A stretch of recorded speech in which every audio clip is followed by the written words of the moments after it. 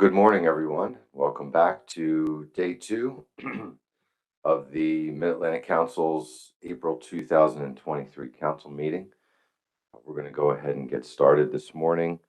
I made a few comments yesterday before we wrapped up for the day. But for those of you who are online and new today, for our discussion regarding mackerel, squid, and butterfish, I thought I'd just go back over some of the ground rules before I turn the mic over to Peter Hughes, who's going to be chairing this meeting. So this meeting is a meeting of the Committee of the Whole. Peter Hughes, who is our mackerel, squid, butterfish committee chair, will be running the meeting. When everyone around the table and anyone online who is a member of the council is free to participate in the discussion in the meeting itself.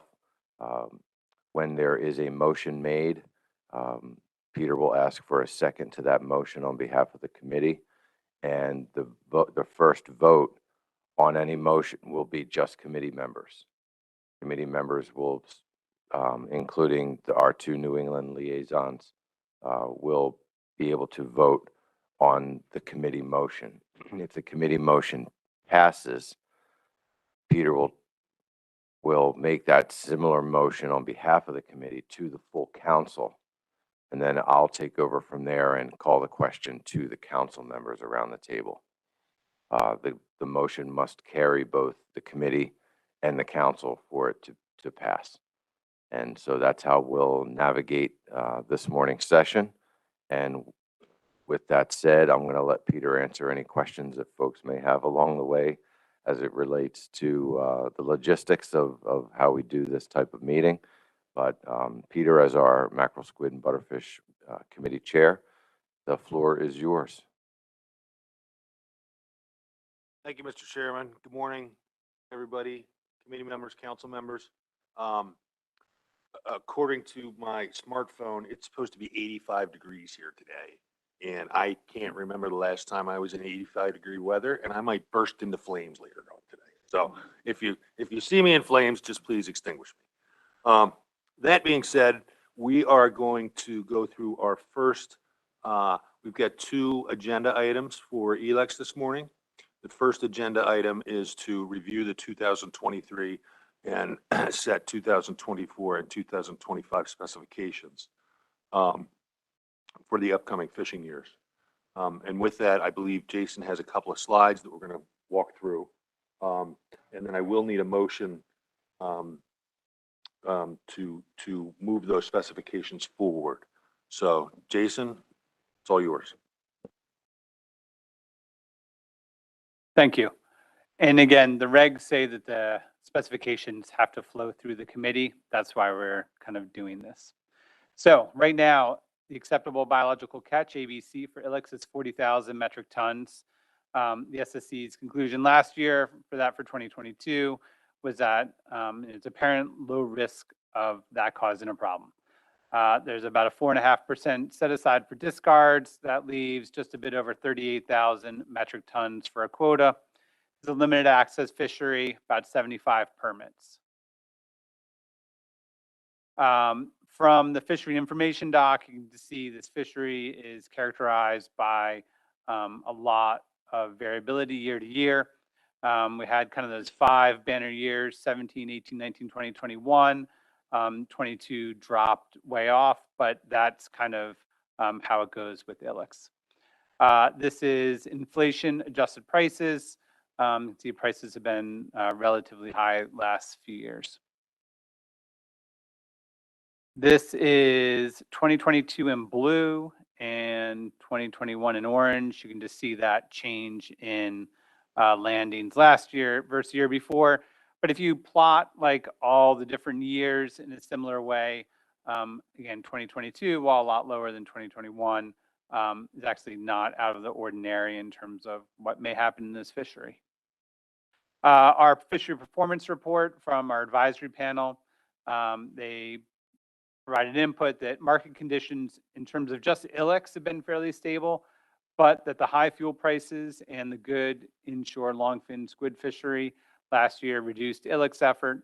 And the freezer vessels, they said, yeah, fishing wasn't as good, but they still caught Ilex when they went. I just downloaded some number 2 diesel prices here as kind of an illustration of what the fleet was facing. And you can see last summer, diesel prices were quite high. The advisors also noted they had a sense the Gulf Stream didn't shift inward as much as previous years.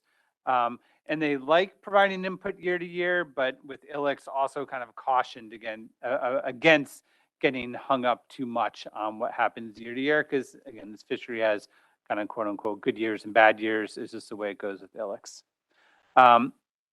At our last council meeting, you had a presentation on some of the research that's going on with Ilex and the center, and the advisory panel just really encouraged to keep involving fishermen in that work.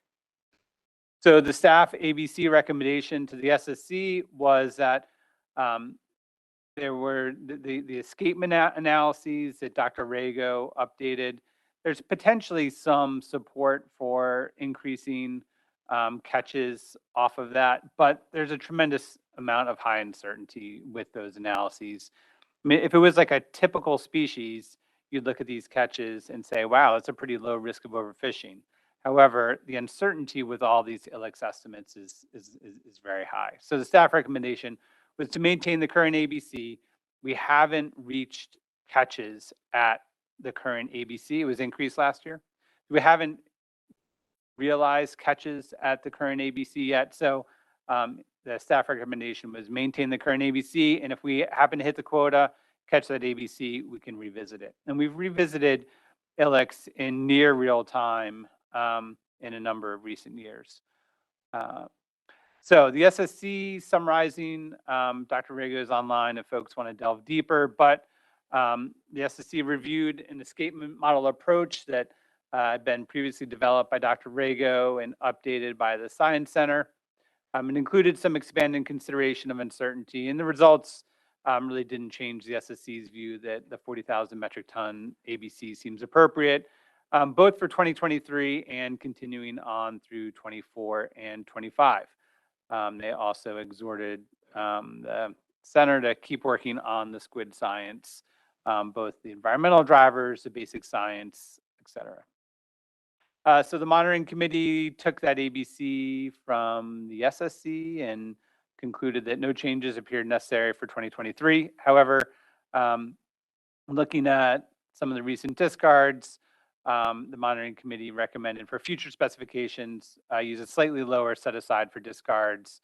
And that, so if you take the 40,000 ABC, subtract 1369 metric tons for discards, which looks like it should avoid overall ABC overages, given what we've seen for discards in recent years, that would leave 38,631 metric tons for a quota. So a bit on any motion, you'll see some jargon and a bunch of abbreviations that don't get used. Some of these are left over from when we had a foreign fishery. But again, the ABC is acceptable biological catch. You minus the discards to get initial optimum yield. The service does have some flexibility to tweak these on the fly in season, which they've used in some recent years. So it's our initial optimum yield.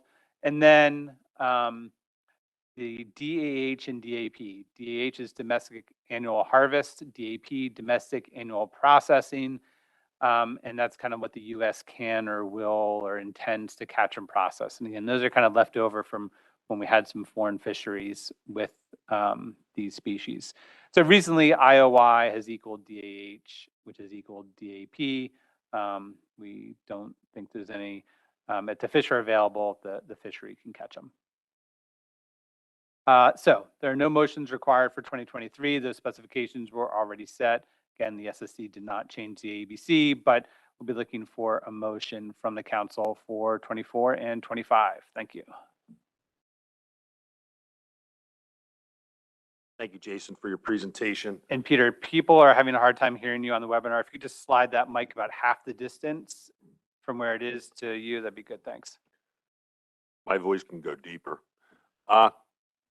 Thank you for the presentation, Jason. We do need a motion, and as committee chair, I am not in a position to make the motion to address the specifications, so I am going to look to my left and ask Chairman Reed to make that motion for us to adopt the specifications. So with that, if Jason, you could put the motion up on the board.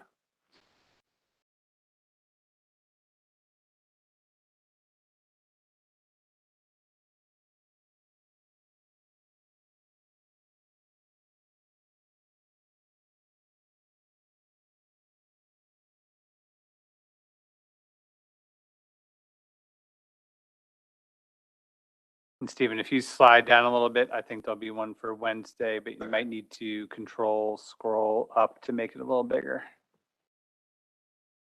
Okay, thank you, Chairman Hughes. Appreciate it. And thank you, Jason. So for the committee, I move that for the 2024 to 2025 ILEC specifications, ABC equals 40,000 metric tons, and IOY equals DAH equals DAP equals 38,631 metric tons. And that includes the 40,000 includes a 1,369 metric tons set aside for discards. And we have a motion, and I would need a second from a member of the committee to move the motion forward. And I have a second from Michelle Duvall. And with that, does anybody have any questions or comments on the motion? I can't see online, so.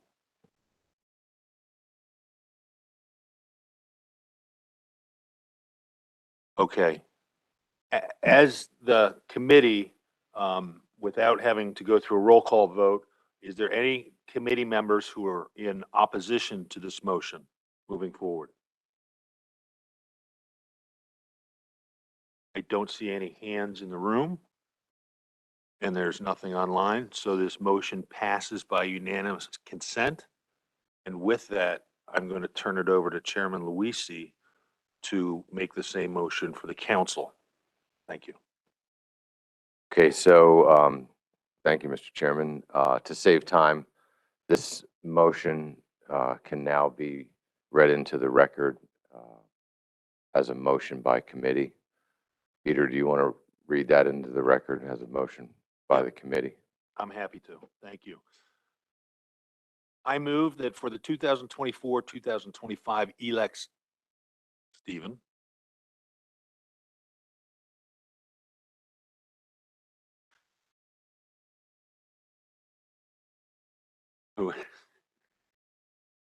Oh, there we go. I move that for the 2024-2025 ELEX specifications, ABC equal 40,000 metric tons and IOY equal DAH equal DAP equal 38,631 metric tons with, out of the 40,000 metric tons, 1,369 metric tons will be set aside for potential discards. That is a committee motion. All right, thank you, Peter. We have a motion on behalf of the committee. It does not need a second. Is there any discussion by members of the council on this motion? Seeing no hands, is there any objection to the motion? Seeing no objection, the motion carries. The council, back to you, Peter. Thank you, Mr. Chairman. And with that, we are going to go into our second agenda item, if I can get which is the framework discussion. Let me.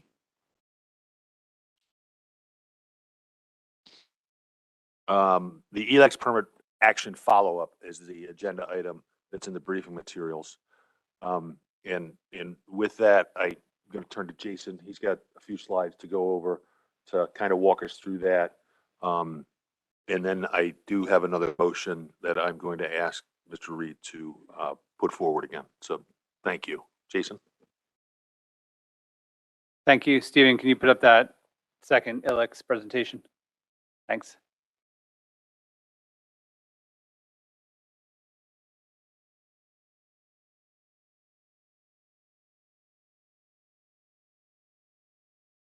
All right, thank you. Okay, so talking about, whoops, Ilex permits here. Okay, so again, as I just mentioned, it's limited access, currently about 75 permits, fewer in CPH, and around 5 to 40 are active year to year. If you look back over the course of the U.S. domestic fishery, we didn't have any closures 2005 to 2016, but did have closures 2017 to 2021 that provided some impetus to revisit the permitting structure for Ilex. And again, there weren't any closures, as I said, from 2004 to 16, and a lot of variability in the midst there. So the council revisited the permitting structure, and that amendment was largely disapproved by the service. There were a number of discussions at council meetings. There were some letters back and forth about clarification. So to summarize what are, again, longer than a PowerPoint slide letters, but I think the main things for disapproval from the service was noting that the resulting fleet would still have the capacity to race to fish, and so the primary goal wouldn't be addressed. Too much focus on economic allocation and not enough net benefits from the action, and a reduction in fleet flexibility could be detrimental given the changing conditions seen in the region. The council asked for some additional clarification of that related to the national standards. Also, how the service's disapproval related to a previous approval of a fairly similar amendment for longfin squid several years before. So the service basically said, well, what we said last time. And then they did weigh in on a couple other aspects related to longfin squid. And those kind of aspects, again, I'm summarizing here. They thought there was more conservation issues involved with the longfin amendment. There was a lower threshold for requalification.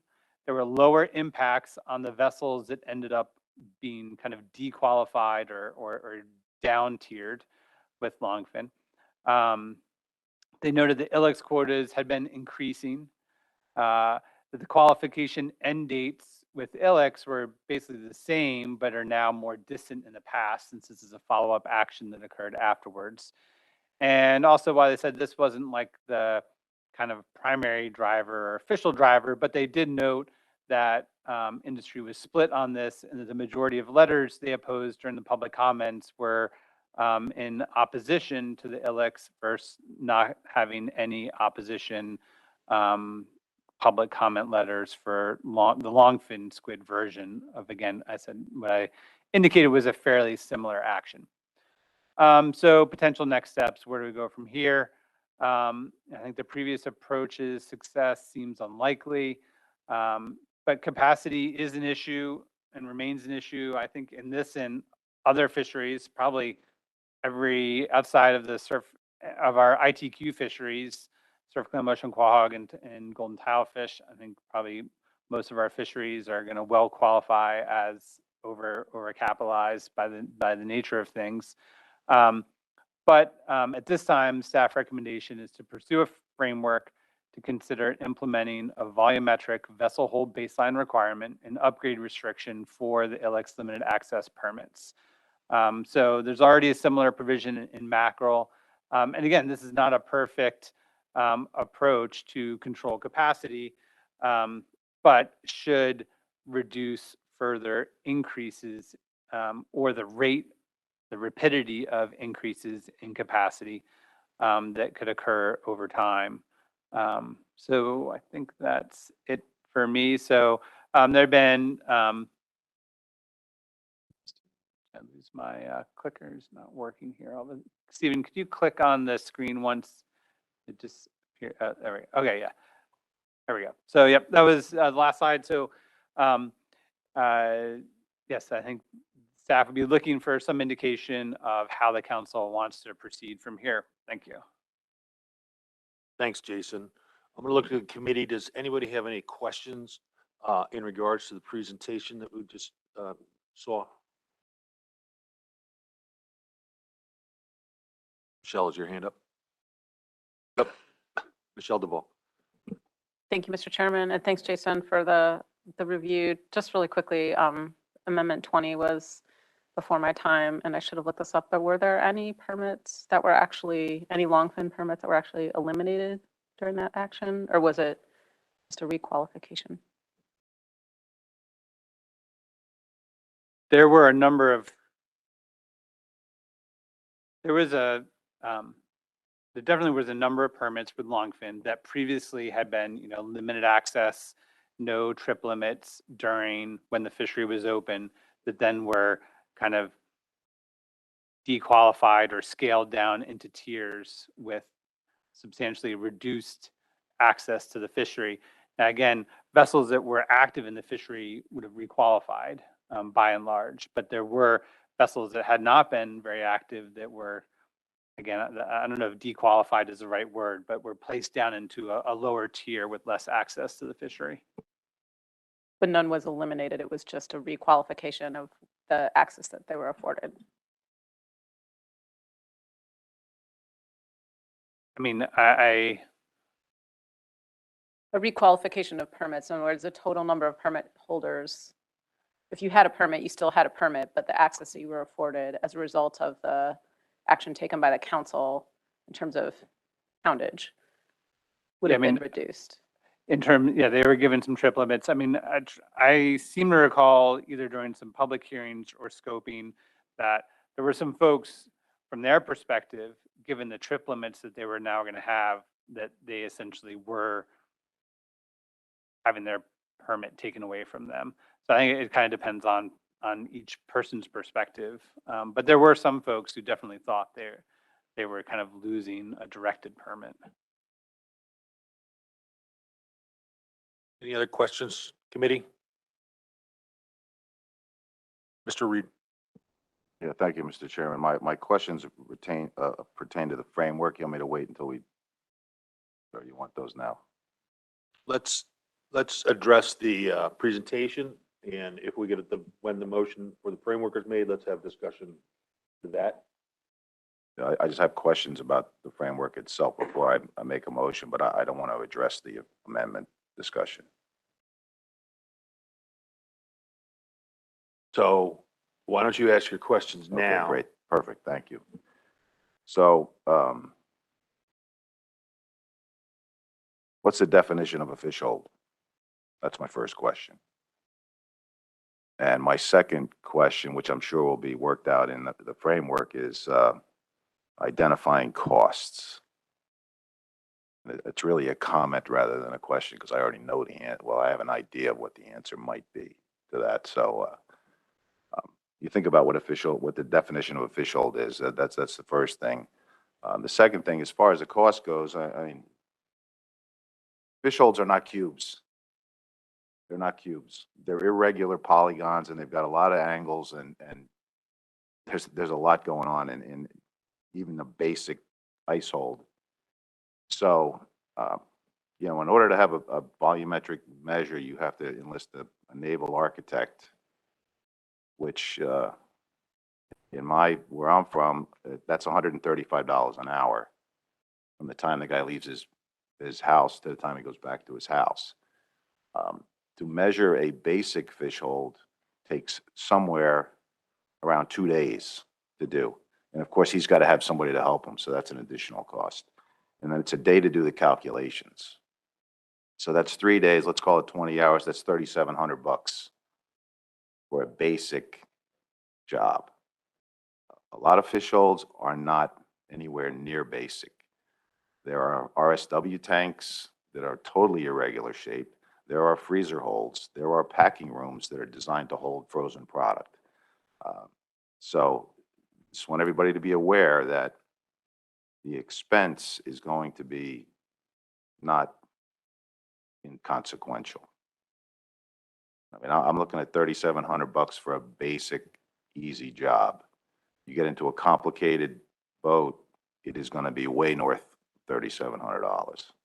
So just to be clear there. And as far as the definition of what a fish hold is, I don't think there is one. I mean, in my mind, it would be a space, an area, container, or device on board a fishing vessel capable of storing catch prior to unloading. That's my definition. So I'm sure all this is going to be worked out in the framework, but I just want people to be aware that it's not Rubik's Cube. It's a 5,000 piece jigsaw puzzle. It's going to cost to fix that and measure that. So thank you. Thank you, Mr. Reed. I think that those are good questions, and that if a framework is initiated today, then hopefully we can get some answers to those questions. Jason? I think the regs don't define it specifically currently with mackerel, but I think it may be a useful thing to add.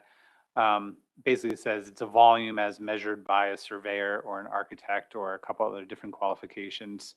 And we'd previously estimated for a 75-foot vessel costs ranging from $750 to $6,000 and up to like $1,500 to $12,000 for a 150-foot vessel. We did get public comments in that said they thought that was those higher vessels were probably too high, and that when they had done surveys for mackerel, they were able to find costs that's substantially lower than that. But that's kind of what we ballparked it based on calling. I think at the time of mackerel, I had called some surveyors and just said, you know, roughly what would you charge? So, yeah, no, it did seem like there's potential wide range of costs to different vessels depending on how complicated their setup is. Thanks, Jason. And again, they're all good questions, and I think that if a framework is initiated today, we can address those. We can address those questions with our FMAT and our other partners in trying to identify what some of those answers are to those questions. Are there any other additional questions, comments in regards to Jason's presentation? Seeing none. Do you see anybody online? Any members of the audience online or in the audience? Jeff Kalin.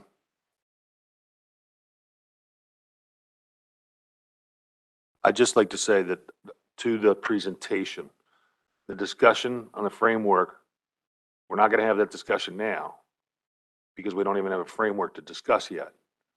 We have to initiate a framework in order to start these discussions. And the committee of the whole here today is not the place to start those discussions when we don't have an active framework. So thank you. Well, hopefully what I say doesn't challenge any of what you think you just said. But I just wanted to speak in support of moving ahead with the framework. And, you know, we've done it for mackerel. And, you know, like Jason said, I think that eventually, you know, things like clarifying that mackerel hold measurements, you know, will hold up for boats that also have the ILX moratorium permit. Those are details probably I shouldn't have even mentioned this morning. There are things like that. But, you know, in addition to the fact that we had a boat that sunk that had been measured and our permits in CPH, we'll get into those details after the AP meeting. I've given that information to Jason already and have spoken to a couple of council members about that. I think it's something we can fix down the road the same way we assisted Meade Amory with the mackerel measurement issues back in the day when we did mackerel. But on the cost, we have the documentation that the Tremont was measured before she sunk, and it cost us $300 to have that done.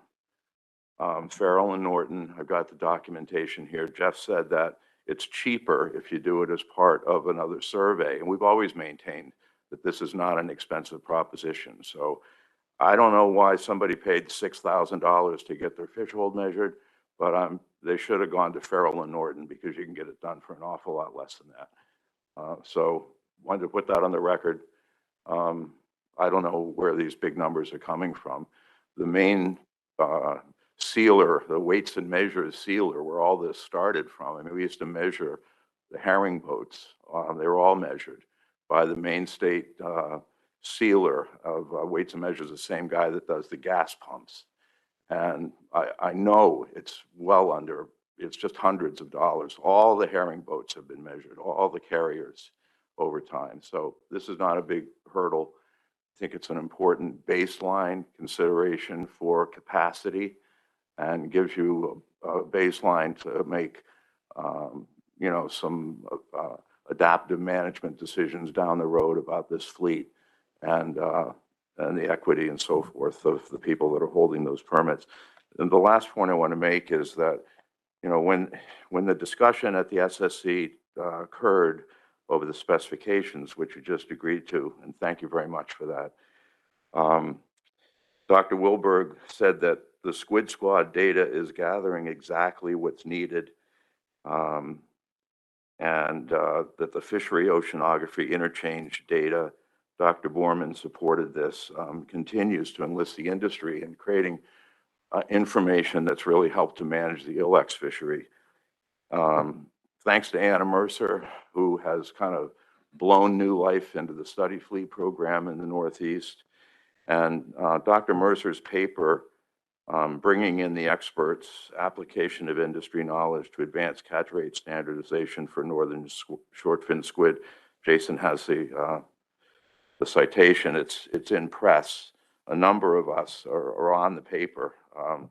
And I've been getting emails, dear Dr. Kalin, your permits, which is, I love that because of course I don't have a doctorate, but at any rate, the point is there's language in that document on page 4 and 5 that says an action item moving forward from the summit and now being considered by the Mid-Atlantic Fishery Management Council as a management requirement was to document individual vessel hold types to be able to formally account for fleet type in CPUE calculations and other data analyses. So in other words, this has not only the capacity issue, but it's also the support for the study fleet work.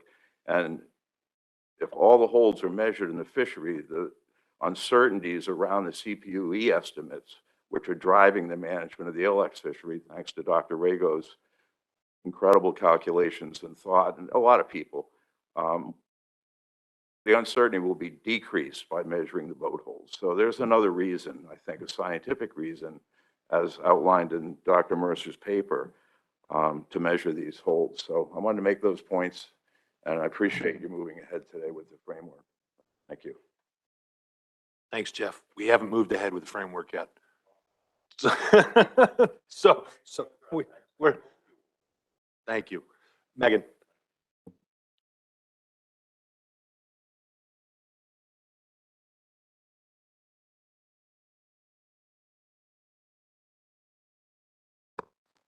Thank you, Mr. Chairman. Megan Lap Seafreeze. I just have a comment that I'd like to offer on kind of the whole subject of Jason's presentation, which is the Elex permit amendment, without going back into, disagreements with the agency's decision. I flew down here to North Carolina from Rhode Island to get onto the public record in person, to basically object to the agency's complete abandonment of the public process with dealing with this amendment, which is a very, very big deal to me as a stakeholder and to all stakeholders. This amendment was approved by the Mid-Atlantic Fishery Management Council by a vote of 18-2. It was not a controversial vote.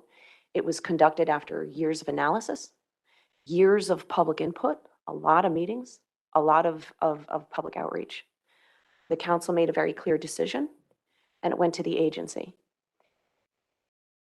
We, as stakeholders, looked in the Federal Register for like a year for a proposed rule, because the federally established public process is council takes an action, the agency reviews the decision, puts out a proposed rule in the Federal Register, and then issues a final rule. We're not guaranteed the outcome of a council decision, and we're not guaranteed the outcome of an agency decision. I'm completely fine with that. But as a stakeholder, what we should be guaranteed is the public process. And this is the established public process.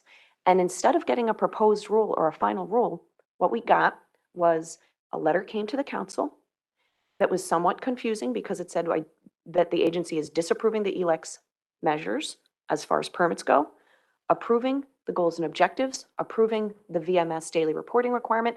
But at the end of that letter, it said, that agency staff was happy to work with the council to reconsider the amendment. But because nobody really knew what that meant, the council and the agency have had back and forth correspondence of, well, what can we do? The council wanted to take action in DC at its last meeting to move forward with the mackerel fish hold framework, but decided to wait because based on the agency's response, well, maybe there were other parts of the amendment that could potentially be reconsidered. Let's wait and then take action here in North Carolina. But the agencies made it very clear that no, the agency was not willing to reconsider those portions of the amendment, but that they are just permanently disapproved. Well, then the question is, why didn't the entire amendment go into the Federal Register, say, hey, we approve the goals and objectives, we approve the VMS daily reporting requirement, we disapprove the permit measures. Instead, it was Frankensteined through the federal process. Part of the goals and objectives got attached to the mackerel framework. The VMS requirements are going to get approved by something else. And instead, the permit part was kind of like in limbo, and there was never a proposed rule. And as a stakeholder, that really concerns me. Like I said, we are not guaranteed an outcome. We're never guaranteed an outcome by the council or the agency, and that's completely fine. But what we should be guaranteed is certainty of process. That is why a legislatively established federal rulemaking process exists, so that stakeholders of the American public know the process. And that did not happen here. And that is very, very concerning to me as a stakeholder. And I request that the agency follow the federal rulemaking process in the future with all amendments and frameworks, because for stakeholders, this is extremely confusing. And the federal rulemaking process, I believe, is a very, very important part of the fishery management process, because it does, we know then what to expect as far as what to look for, how to comment, and how to participate. And if we don't know that, that's a real big problem. Thank you. Thanks, Megan. I have one question for you. We're discussing right now the initiation of a framework to address fish hold capacity. Do you Yes. support that or do you not support that? I do support that. Thank you. Thank you, Mr. Chairman. Mr. Fletcher.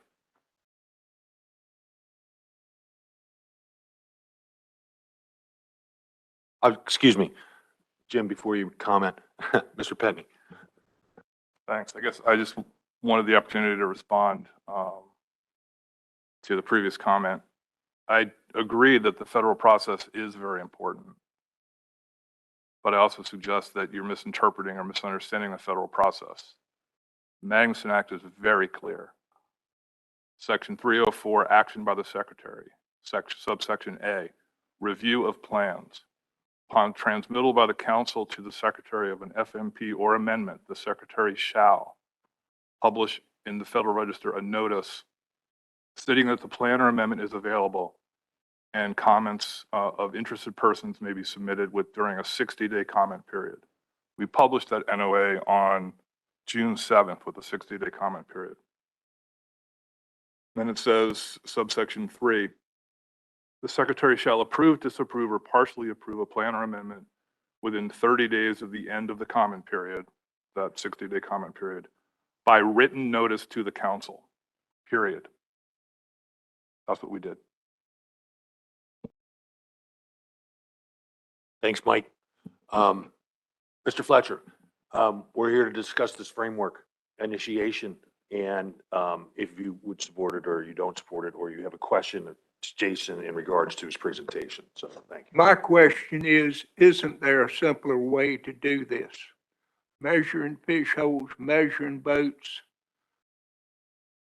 I've been in this for 40 years. I've seen a 300-foot boat reduced to 100 tons. I've seen a 60-foot boat go up to 250 tons. You get what you pay for. So with that said, trying to come up with a volumetric measure or whatever, it does not make sense. There are easier ways to do this. On ELEX or whatever, we need to think about the safety of the crew. I haven't heard crew safety mentioned or vessel size mentioned for crew safety in God knows when. But I have seen and lost friends on vessels that could have been bigger. But not knowing what was coming, a replacement vessel was not built. But getting back to it, isn't there a simpler way to resolve this? And I put forth a method yesterday, and apparently I did not realize that council members have never thought of, go ahead. Jim, to the presentation and to the framework discussion in regards to ELEX, just ELEX. That's all. Well, you don't need to go forward with the framework. Thank you for that, Mr. Fletcher. Any other questions, comments from the audience who are in person? Do you see anybody online, Mike? I don't see anybody online. So with that, we're going to bring it back to the committee. And we do have a motion to put forward. And I'm going to turn to Mr. Reed to please put that motion forward for us. And then we can move forward with that. Thank you. Mr. Reed. Thank you, Mr. Chair. For the committee, I move that the council initiate and develop a framework action to consider a volumetric vessel hold baseline requirement and upgrade restrictions for the ILEX limited access permits. The motion requires a second from a committee member.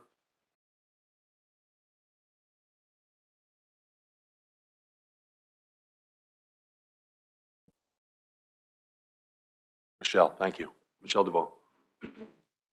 Discussion on the motion, committee, around the table.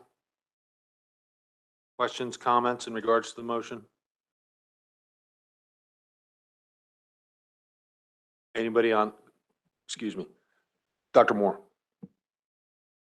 Thank you, Mr. Chair. Jason, you went through your presentation pretty quickly. And, I think it's important to let the committee and the council know that this is one alternative that we've considered at the staff level. Certainly, you've had your conversations with the committee as well, but we're open to other ideas. So, Mr. Chair, if there's folks on the committee or the council that have other ideas that we want to talk about, today's the day. Thank you. Thank you, Dr. Moore. Should I be dispensing with this motion, or should I be bringing in the notion of other ideas? So I see that we're moving along pretty quickly, right? So I'm just giving a pause to the conversation. We haven't heard a lot about this particular potential framework yet. I think it would be good to discuss it a little bit and certainly consider that there's other alternatives beyond the framework that we may want to talk about today. I don't know what those are, and I don't know if Jason's explored any with you or with the committee that might work or might be something worth considering. Certainly this framework is something that we have put forward for consideration today. I'd like to hear more conversation. Thanks. Thanks, Dr. Moore. So this motion addresses one potential alternative to possibly look at for ELEX. Jason, I don't know if you had anything else, other ideas in thinking of this, because this only captures the fish-hole currently. Michelle, I saw your hand up, so I'll go to you in a moment if Jason wants to speak first. Yeah, and this is really just building up. Off of in November of 2022, we had a committee and advisory panel joint meeting that kind of chewed on the same issue. So there are two motions that came out of the committee at that time. One was just looking for some more information on the disapproval, and then the other was specific to the council explore options/requirements for a framework or amendment to implement a fish hold measurement and baseline limitation for the ILEX fishery. So that's kind of, there was certainly a split in the advisors of preferring something more like the original disapproved ILEX permit amendment, all the way to doing nothing in terms of the range of things preferred by the advisors. The approved motion from the committee, which was passed 701 at the time, was, following up with this framework, since it seemed, like it would help address the issue and be more likely to be approvable. I think we'd probably, go through a standard framework process of spinning up an AP and committee meeting. Framework meeting 1, which will be, sometime later this year. Generally, we like to try to come out of framework meeting 1 with like the final range of alternatives for a framework, basically. So unless otherwise directed, yeah, staff would probably just, focus on the fish hold aspect. There could be a range of options in terms of like upgrade provisions, what % upgrade would be allowed.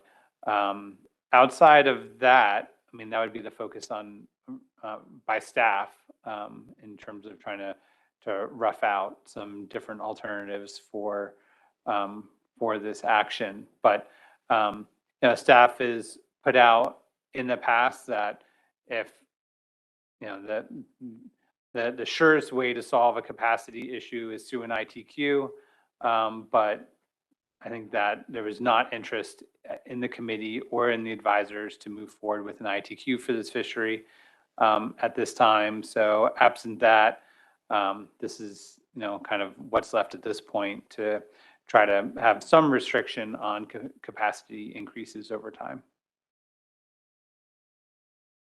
Thanks, Jason. Michelle? Thank you, Mr. Chairman. So, I mean, I supported this motion based on the discussion that we had at our November committee meeting. And I think I, expressed sentiments at our December council meeting that, I was looking to try to find some path forward that was potentially a middle ground, recognizing the, differing opinions around the table from stakeholders with respect to the original amendment. So that's why I supported this motion. It seemed like something that perhaps we could at least get some conversation from the advisors on and, develop some alternatives. But I mean, I'm certainly open to other options. I don't think, like Jason said, pursuing an ITQ program is something that's feasible or, supported right now. I guess the other question I have, which was related, and I would probably pose this to Dr. Moore, but, and I feel like we had a little bit of conversation about this in December, but I'm trying to recall, and that's with the implementation plan. So initiation of an amendment to address the disapproved portions of this amendment was one of our sort of below the line items in the implementation plan. So with this motion, we are bringing it above the line. And I guess just hearing from either you or staff, what that means for other activities. Thanks.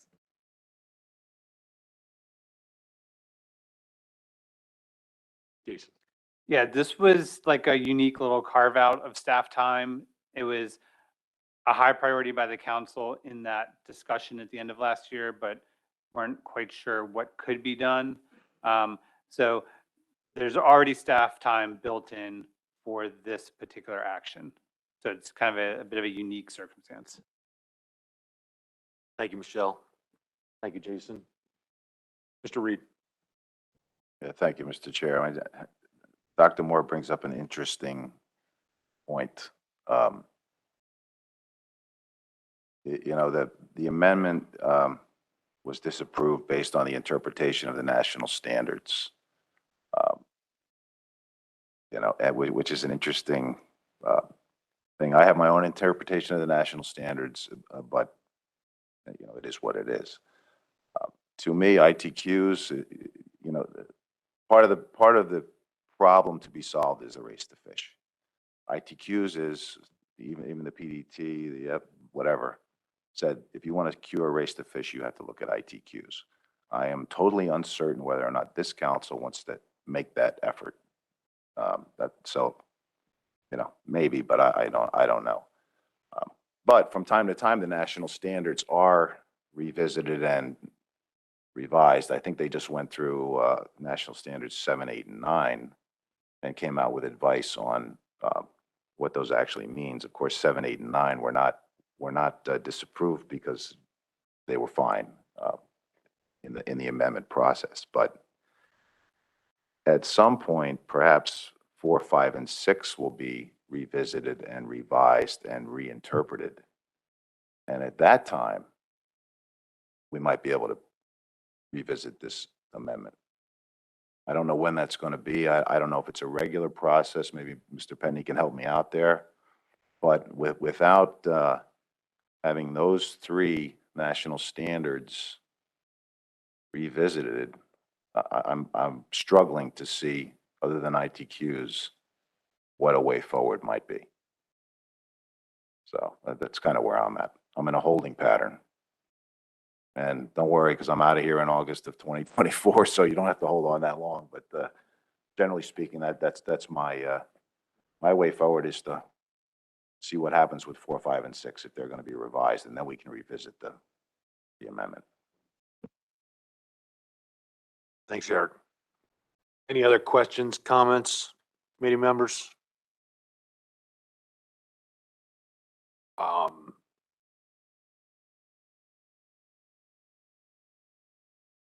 So we have a motion on the board that was put forward by Mr. Reed and seconded by Dr. Duval.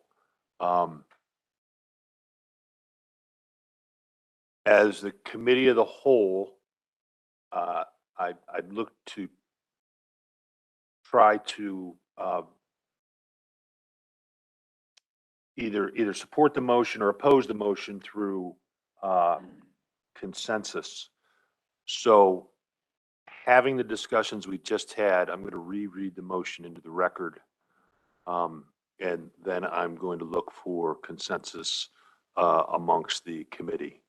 And that motion is, I move that the council initiate and develop a framework action to consider a volumetric vessel hold baseline requirement and upgrade restrictions for ELEX limited access permits. To the committee, is there any opposition to this motion? Online? So there's no opposition to the motion, so the motion passes by unanimous consent. And with that, I'll hand it over to the chairman of the Mid-Atlantic Council, Mike Luisi. Thank you. Thank you, Peter. Since you just read the motion into the record, I'm not going to ask you to do that again. So I'm going to assume that that you're making this motion on behalf of the committee. It does not need a second. And I will turn to members of the council for any discussion on the motion. Seeing no discussion, I'm sorry, Dan Farnham. Yep, thank you, Mr. Chair. I don't know if this is the appropriate time to bring this up, but if I have some concerns about how this framework would be developed, would this be the time to bring them up, or during the development process through the AP and the committee? Thank you.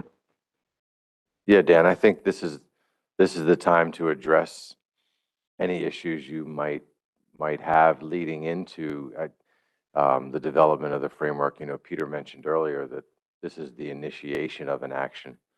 It hasn't yet been developed, but if you have thoughts that staff can take into consideration if this passes as the framework is developed, now's the time. Thank you very much. So number one, I guess my first question would be, would a vessel's already been measured for a mackerel permit, would that be a sufficient enough measurement to secure the ELEX permit and measurement? Or would that mackerel measurement be a mandatory measurement for a vessel with mackerel and ELEX permits? Because for some vessels, I'm just throwing this out there, it's going to be confusion going forward. That's one thought going forward. I also have concerns about the CPA, vessels, permits in CPH. Can a vessel can a permit have the option to do a measurement on a vessel that was previously on? Or will it be mandatory that the first vessel out of CPH that's put on is measured? In the case of, I believe, Jeff Kalen just brought up about a vessel that just sank. They already had a measurement on that vessel. So that's one thing to consider. Is that measurement appropriate?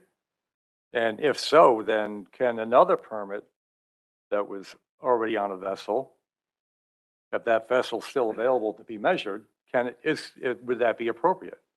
But just a couple of different things to think about. As far as CPH goes, it's almost not unfair, but it gives a permit in CPH. It just gives them the opportunity to sit back and wait for the right vessel to show up or become available to maximize their, the permit capabilities. So I just think there's going to be questions that come up during the development of this that have to be addressed. Thank you. Yeah, thanks, Dan. And those are all very good questions.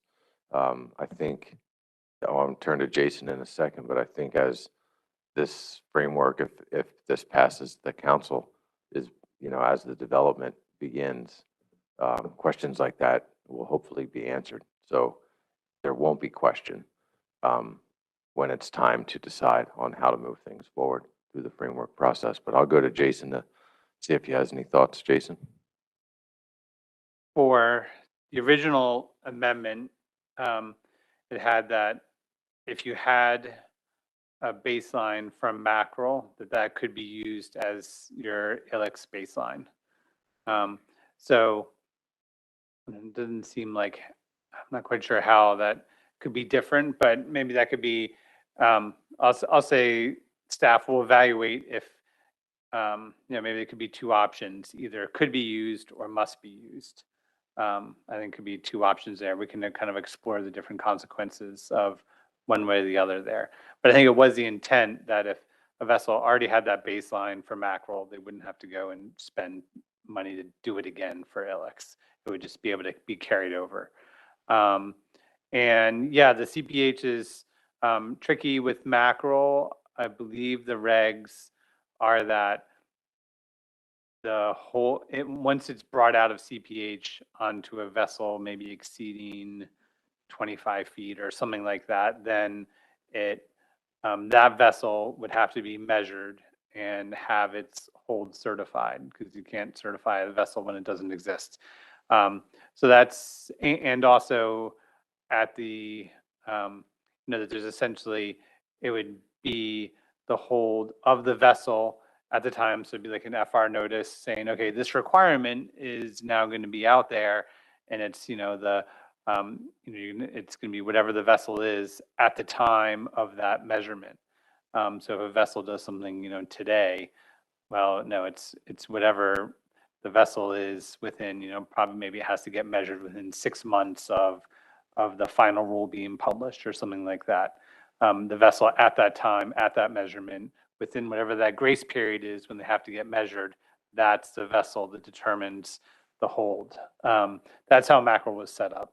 And I think it'd be very hard to kind of, reconstruct some vessel hold or put some arbitrary cap on a vessel in CPH. But I could talk to Garfo staff. I suppose that you could, take some average hold size of existing vessels around the same, foot length, say, okay, take plus or minus 10% of your vessel length, look to existing holds that have been certified for vessels in that length, and a vessel out of CPH would have to have that kind of same range. And that would be an additional kind of form of capacity capping. So I have to discuss that with Garfo staff to see if something like that could be feasible, but can certainly flesh that out a bit in the discussions as we develop some options for the framework. And I'm not sure if that would be viable or not, but I can bring it up with Garfo staff as we kind of ponder the alternatives. Yep, very good. Thank you. All right, thanks, Dan. Thanks, Jason. Anyone else around the table or online? Any comments to the motion?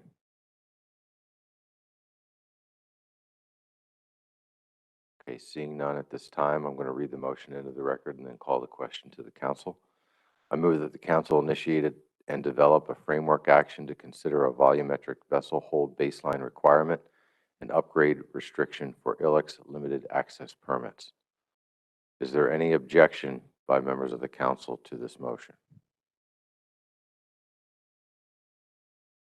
I see no hands in the room and I see no hands coming up online. So this motion carries by consent, unanimous consent. Are there any abstentions? No abstentions, so the motion carries. Chairman Hughes, is there anything else that you wanted to address with the committee of the whole today? No, I appreciate that, Mr. Chair. We do not have any additional business under this, these two agenda items, so thank you. Okay, thank you, and thank you for chairing the portion of the meeting. Yes, so the committee of the whole now is adjourned, and we are meeting as a council. I want to call this meeting open to the council. We have, as we were working through the last item on the agenda, we have a little bit of a logistical issue, but our next item on the agenda wasn't meant to start for about 45 minutes. So I want to ask the members of the council, would there be any objection at this time to having Dr. Moore go through his executive director's report to fill some of that time, which may help us all out a little bit tomorrow if we're trying to catch flights and get back up the road. So seeing no objection to that, Dr. Moore, I'm going to turn to you for your executive director's report. Thank you, Mr. Chair. Hello, everyone. Good morning.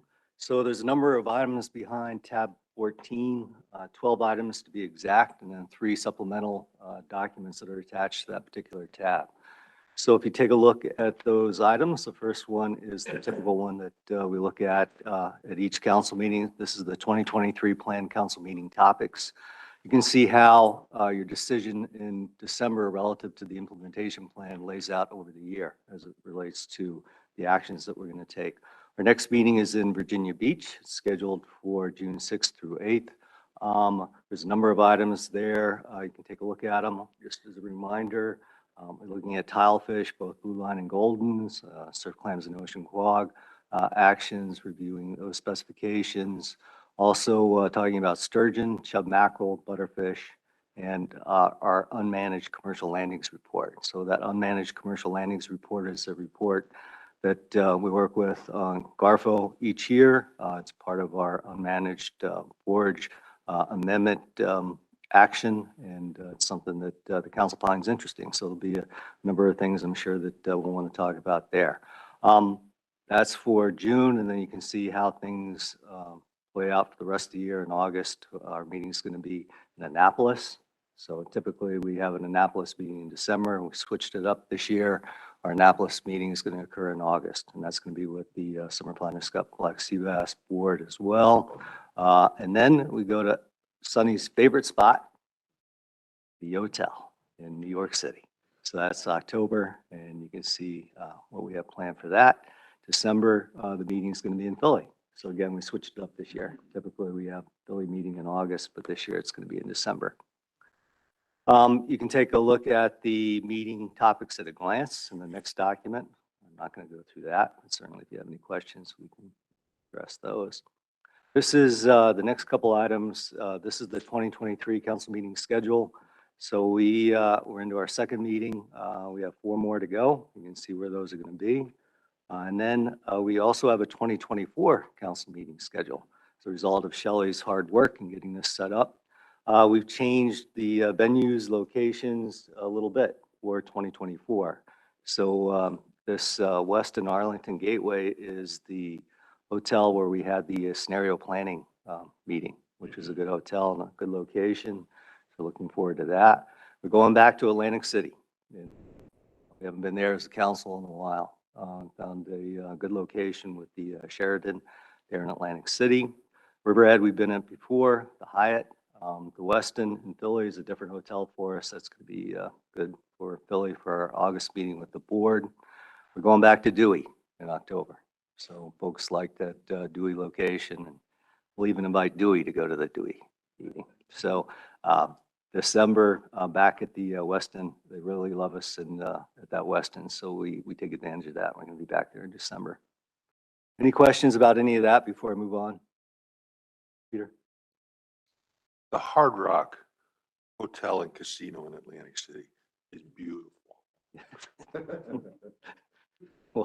We'll add that to the list.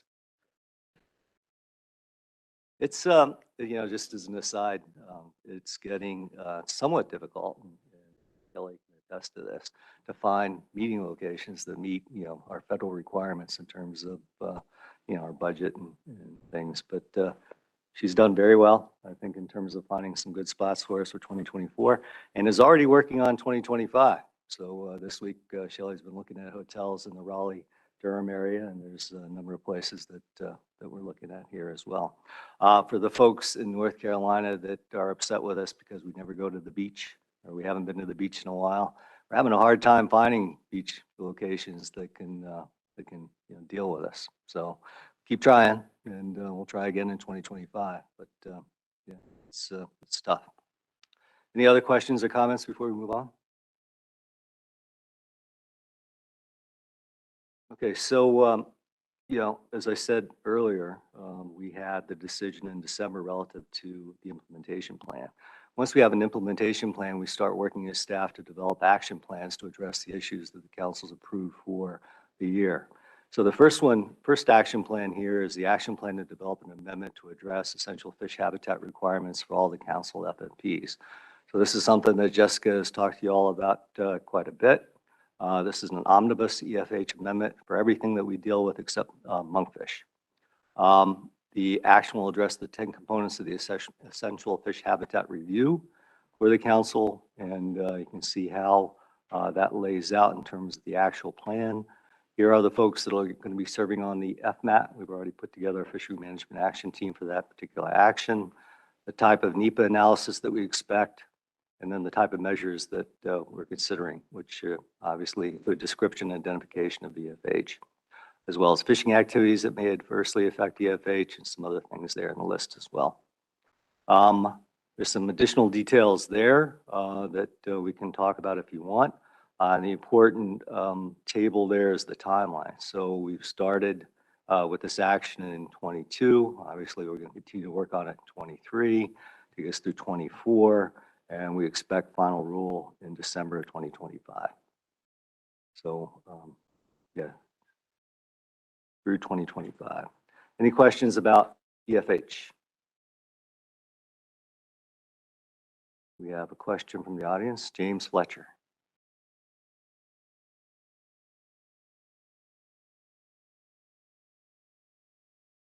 James Fletcher, United National Fishermen's Association. When we talk about essential fish habitat, when is the council going to address the man-made chemicals and plastics that exist in the water, and is the water part of the habitat of the fish? We have danced this for 30 years, so can we have essential fish habitat to have a list of what we consider essential for the fish to live in? And I would like for it to address the man-made chemicals that are they're not part of the natural habitat, but they have become part of the habitat that the fish now have. Thank you. Thanks, James. Chris? Good. Thanks for that, Jim. Good point. Water is important habitat for fish, obviously. We have actually have had conversations with Dr. Hare, John Hare, about potentially having someone come in to talk about contaminants. There's some Sea Grant folks that have been involved in this work. and it might be a good, a good presentation for the council to hear. So it's something that we are thinking about. Other questions or comments about EFH or this amendment? Okay, so the next item behind the tab is another amendment that we approved December. Do it. This one is the recreational sector separation and catch accounting amendment to the summer flounder, scup, black sea bass, and bluefish fishery management plans. So this is a draft action plan that staff put together for me. You can take a look at the amendment goal. Folks, we've talked about this before quite a bit. Just a reminder that the purpose of this amendment is to review and consider options for managing for higher recreational fisheries separately from other recreational modes. So this was part of that recreational reform package that Julia talked about several years ago. We pulled this particular item out as a separate action item, and now moving forward with planning to get going on this in 2023. So the type of measures expected to be considered are listed there, including ones related to sector separation, and then those related to the recreational catch accounting part of that amendment. This expected timeline takes us through 2026. So this is not, an action item that is going to be particularly easy, and certainly is going to take up a lot of staff and council time. So you can take a look at that timeline there as we go through 2023 and into 2024, and then again all the way to 2026. The next action plan is also related to our rec reform package. This is the draft action plan for the summer flounder, scup, black sea bass, and bluefish recreational harvest control rule framework addenda. This action is being developed by us and the Atlantic States Marine Fisheries Commission. It's a follow-on action to the harvest control framework, which implemented the percent change approach for setting recreational management measures. There was a provision in there that basically asked or required us to do something by the end of 2025. So there's a sunset provision in that particular action that basically takes us back to this particular topic. A number of alternatives that will be considered in the package, including percent change approach, biological reference point approach, biological based matrix approach. Details are there for you all to see. The timeline basically taking us through 2025, and with an expectation that by late 2025, early 2026, we'll have something in place to implement any potential changes. So another amendment framework action that's going to take us some time. Questions or comments about either of those recreational issues, documents, action plans? John Maniscalco, go ahead. Thanks, Mr. Chair. Chris, is the SSC going to be directly involved in, I guess, future actions related to the harvest control rule? I certainly remember their fairly scathing review of the first set of proposals, and I'd like to avoid that by having them directly involved, if at all possible. Thank you. Thanks, John. Yeah, we have had conversations about having the SSC involved. We're still trying to figure out exactly how that's going to happen. And I don't know, Brandon, if you have anything else, is that fair? Okay. Thank you. Other Okay. questions? Yeah, we had Michelle Duval. Michelle, did you have a question? I think John, thank you, Mr. Chairman. I think John raised the issue that I was going to bring up. I was in looking through the timeline and the plan. I was just going to note that I was glad to see the potential role for the SSC. I think that, they do have a lot to offer with respect to making sure that, whatever options come out of this framework amendment or framework addendum making sure that they're robust from a scientific perspective. I think that's really important for the success of these approaches. Thanks. Thanks, Michelle. All right, seeing no other hands at this time, go ahead, Chris. Thank you, Mr. Chair. Remember that one of the other items that we identified in the implementation plan for 2023 is this next item behind the tab, which is the policy process for reviewing EFP applications for unmanaged forage amendment ecosystem component species. So we had talked about this relative to, I think the conversations about this started with our Threadfin conversations with Jeff Kalin, who's in the back of the room. And we thought it'd be a good idea to do this, and the council agreed, and we are moving forward with this. You can see the particulars there, basically that we identified it as a priority in our 2023 implementation plan. There's a draft timeline that basically takes us through October. And basically in October, we expect that at our meeting in New York City, we're going to review a draft policy process. We'll consider the input of the AP as well as any recommendations from the committee, and then consider adopting this policy process.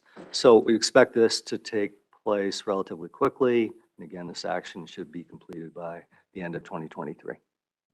Questions about that or this? Mike Penny. Yeah, I guess maybe just if Dr. Moore could clarify how it's envisioned that this policy process would fit into the agency's regulatory process for EFP reviews. Thanks, Mike. I think that's something that I can't address directly. Julia is working with Garfo staff to make sure that we're aligned with Garfo and everyone's on the same page. Outside of that, I can't really provide any additional information at this point. All right, thanks, Chris. Seeing no other hands, go ahead. Keep rolling. You, Mr. Chair. The next item behind the tab deals with turtles.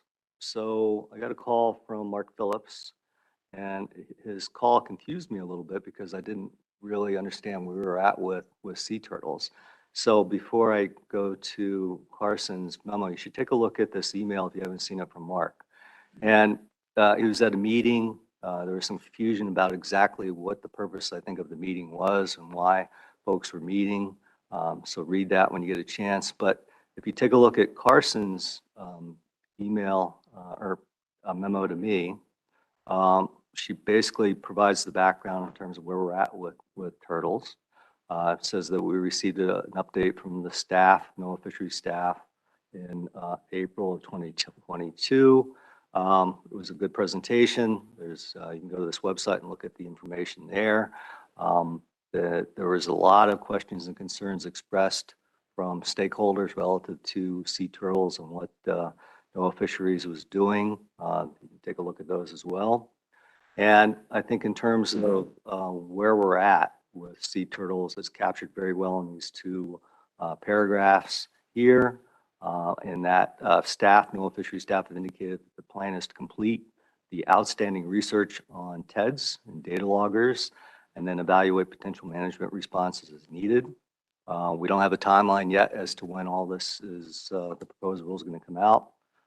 But we do know that NOAA staff will be reaching out to us as they're developing that proposed rule process.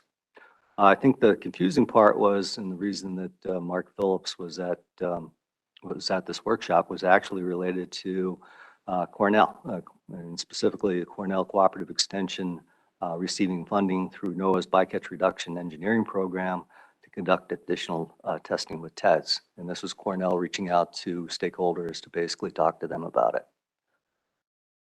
So again, there's some sea turtle stuff that's happening, continues to happen. Any questions or comments about that?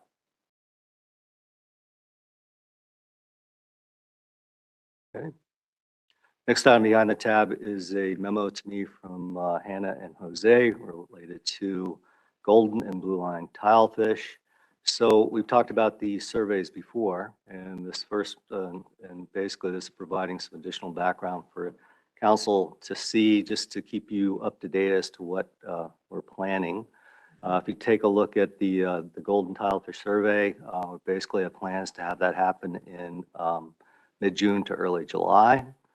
This is a survey that's built on our past work that involves, a survey that was conducted in the summer of 2020, as well as 2027. The goal of the 2023 Longline Survey for Golden is to extend the time series to derive an index of abundance for golden tilefish. And see some more details there.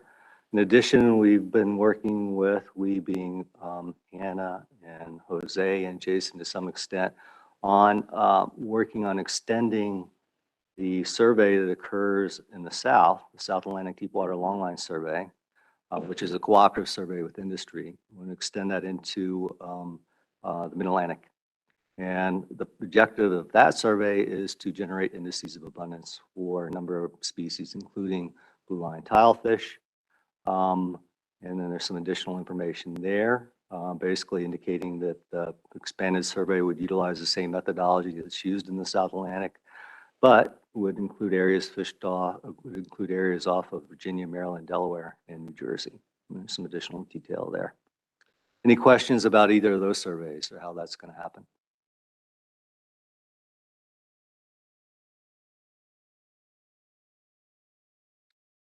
Okay. Next item behind the tab is the memo from Julia to me on offshore wind. So this is a memo that you see at every council meeting based on your request, and is an exhaustive, well, she says it's not entirely exhaustive, but it's kind of exhausting when you look at all these things that are listed here relative to wind. And this includes our submitted comment letters. We continue to work with the New England Council on those. We have a comment letter in progress that I'm currently reviewing. There is some information there related to ongoing construction, some survey activities, a topic, the topic that we talked about at the last council meeting related to offshore wind in Wales, and some additional information there. A new solicitation. There's a committee, National Academies Committee. There's transmission planning that you can learn more about. Getting more involved and getting more information on floating offshore wind is a possibility. We, I think, talked about this the last meeting, which was that the Department of Interior had announced a new director of BOEM. Also, NOAA Fisheries has a new senior advisor that's working with councils and others with offshore wind issues. Her name is Katie Westfall. In terms of fisheries liaison outreach, there's some information there you can look at. Also, the Mid-Atlantic Ocean Forum will be talking about wind, and then some additional information there in terms of some stay-informed issues. Not on the list, but somewhat related, is one of the wind folks reached out to me and asked me if the council might be interested in taking a trip in Virginia Beach offshore to look at the wind turbines associated with the Dominion Wind project. So there's two towers out there, and certainly that's something that I'll continue to have conversations with that individual about. But one thing to consider is, whether or not you really want to do it. So it's about a 2.5-hour ride out to the structures. So you'd be like a 5-hour commitment. And if in fact I get some interest from the council in that particular activity, the way we would set it up is probably arrange to do that on Monday of the council meeting week. So it'd be an optional activity, obviously. And if you're interested, we could arrange to get you on that particular vessel. The details are still a little sketchy at this point. We haven't really firmed up any specifics yet, but just think about it a little bit, and we'll be reaching out to you with a survey to see if folks are interested, if enough folks are interested. Any questions about wind? I think maybe you could put everybody's name in a hat except for mine, and then like draw out the equal amount, and then them folks they could go, and then they could come back and tell us their experience over a social. You don't seem enthused about the possibility, do we? I mean, I was just saying that recommendation, it could be, and maybe at the social, we'll have some seafood or something, so they could share that we'll share that with them while they tell us that their experience. 5-hour boat ride. Any other questions or comments about wind before we move on? Next item behind the tab is a new pages for our website. So I asked staff to put together these pages for the website based on all the things that are happening with climate change and fisheries. So we have heard a couple things this week relative to our activities. Kylie talked about scenario planning. There's a lot going on. And I wanted really a place where we could put things so that folks could see the actual information that was driving some of the discussion. And so Mary, working with staff, has put together an excellent, some excellent pages on our website. You can take a look through this. Basically, the topics include how is the Mid-Atlantic Council responding to climate change, and then there's 8 individual topics related to that general topic. And it's a reminder as we get into the conversations with NOAA Fisheries and at the CCC and the NRCC that this council has been involved with climate change and fisheries for a while. It's not just something that we started, last year, but we've been doing things over 10, 15 years. And take a look at this site. Certainly, if there's any questions or comments about what you see here, if you think anything is wrong, certainly let us know. But I think it's well done. Any questions or comments about that?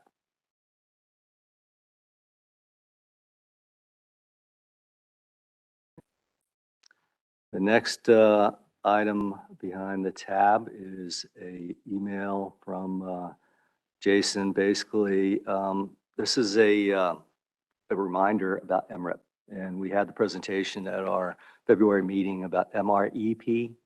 Sometimes I say MREP. It sounds like MRIP, but this is MREP. And we, the council, continue to support MREP. We think it's an excellent program. We have a number of folks that are directly involved, including Jason, who serves on a number of committees. I've served on committees as well. I actually asked Shelley to attend the last MREP meeting, which was held in Maryland. She thought it was very worthwhile. And so I'm glad she was able to take it. I'm glad she went.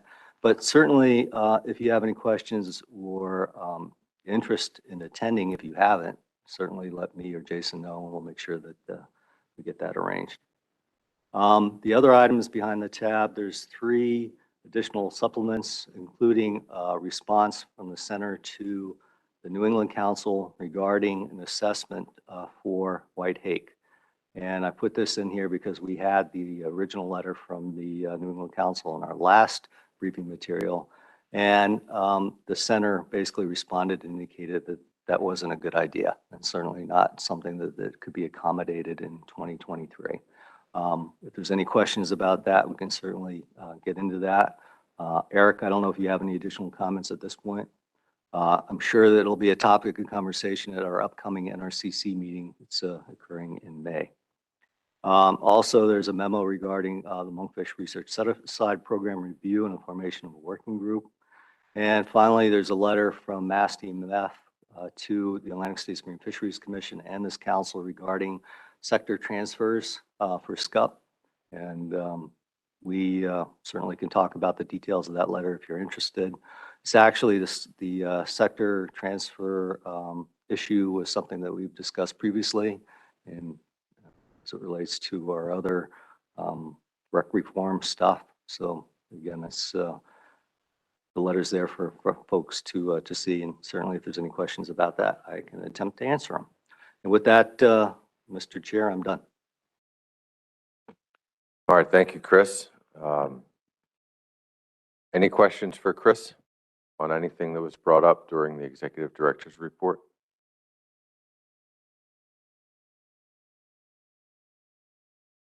Okay, seeing none at this time. Oh, I'm sorry, Michelle? Well, I guess maybe, just the letter from Mass DMF on, that came to both us and the commission. I didn't know if there's going to be additional opportunity tomorrow to maybe talk about that. I realize we're up to our agenda item right now for the habitat update. I mean, clearly this is something that came in late, right before the meeting. It's not something that was noticed, so it's not like we can take any action on it, but I just wasn't sure if there was any opportunity for discussion tomorrow and not get us behind. Go ahead, Chris. Yeah, we didn't FR this topic, but certainly, I thought it was important that we see the letter and the letter's there for everyone to read. If in fact we decided that we wanted to do something relative to, sector transfers within the scup fishery, any of the, summer flounder scup, summer flounder black sea bass or bluefish, or summer flounder scup black sea bass, then that would be another action that we'd have to consider for 2023, obviously. And, we didn't plan for that. So that would mean that something would have to come off our plate. We decided to move forward with that. Okay, thanks, Chris. Greg, I saw your hand. Did you have comment to that point? Yep.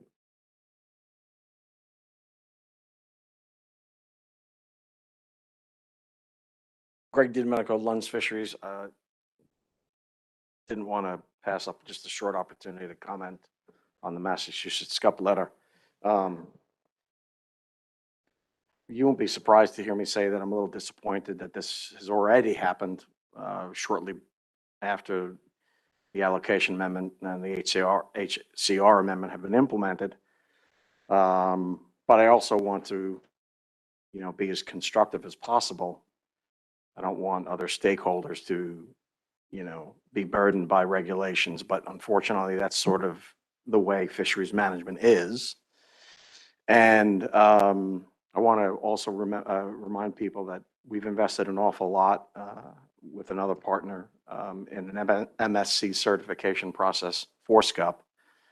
So potentially losing more quota to this particular sector transfer or relief valve, however Dan state of Massachusetts wants to put it, at this point is kind of jeopardizes, I think, the investment that we've put in this fishery. And then, of course, lastly, I think it's important to say that, with SCUP and black sea bass and fluke, but specifically with SCUP, there are several regulatory issues that do get in the way of us catching our entire quota. So before we go and transfer it to somebody else because we're not catching our 100%, I would really think it would just be fair and prudent to take a look at what would, in fact, allow us to catch our 100% of our SCUP. I can think of a few ideas, but at this point, like I said, didn't think this was coming so quickly. I think it's going to parasitize the other fisheries and and specifically the commercial fisheries. And I just don't think that it's really it's not fair at this point. I know fair is always in the eye of the beholder in fisheries management, but at this point, I think we've come to a point where we have to oppose things like this. And again, like I said, I do want to be constructive if it moves forward in some capacity, but at this point, it'd be much better to figure out how we can catch all of our fish instead of giving it to somebody else. Thank you. Thank you, Greg. Appreciate your comment. Okay, with that, I'm going to go ahead and conclude this item on the agenda, even though it wasn't on the agenda. It was good that we got through Chris's report. A lot of really good information in that report. And certainly, if you have additional questions, you can certainly follow up with me or Wes or Chris regarding items that are there on the agenda. So we're going to go ahead and take a short break until 10:45, and we'll pick up with our habitat discussion at 10:45. Thank you.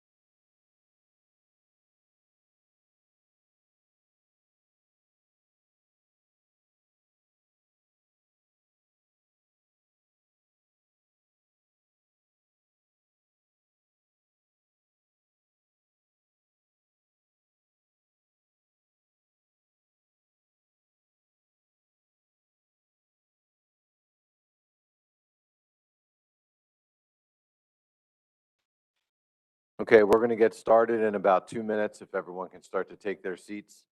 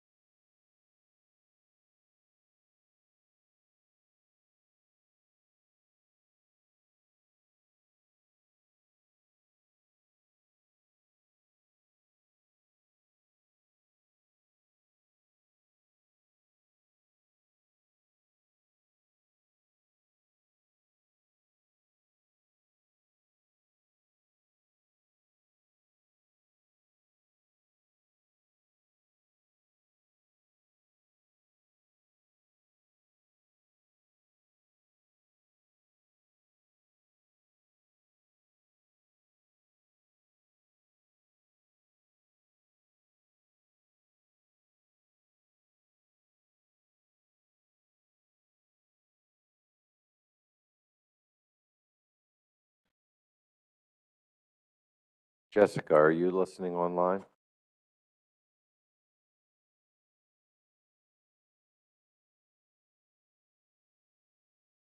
I am, Mike.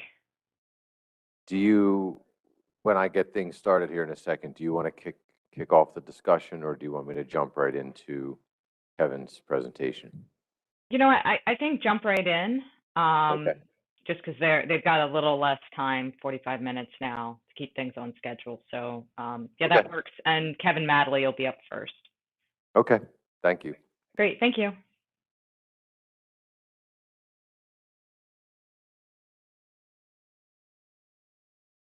Okay, welcome back from the break, everyone. We have 2 items on our agenda for this late morning before we break for lunch. The first item is a habitat activities update. We have Kevin Madley, Jesse Murray, and Sue Tuxbury all participating online, as well as Jessica Coakley with council staff. She's online as well. I was just speaking with her, and she asked that I jump right into the presentation. So we're going to start with Kevin Madley. So Kevin, if you're ready to go, the floor is yours. Great. Thank you, Mr. Chair. Can you hear me fine? We can, thank you. Okay, great. So yes, thanks. This will be a team effort, and I just heard that it is condensed to a 45-minute session instead of what may be showing on the agenda as an hour. So we will talk fast and try to leave some room for questions and discussion. Next slide, please. So just to give you a quick overview, I'm going to present first on some updates for aquaculture related topics in the region. And then Jesse will speak to infrastructure and habitat updates. And then Sue Tuxbury will finish off this session with presentation on offshore wind updates pertinent to the Mid-Atlantic. Next slide, please.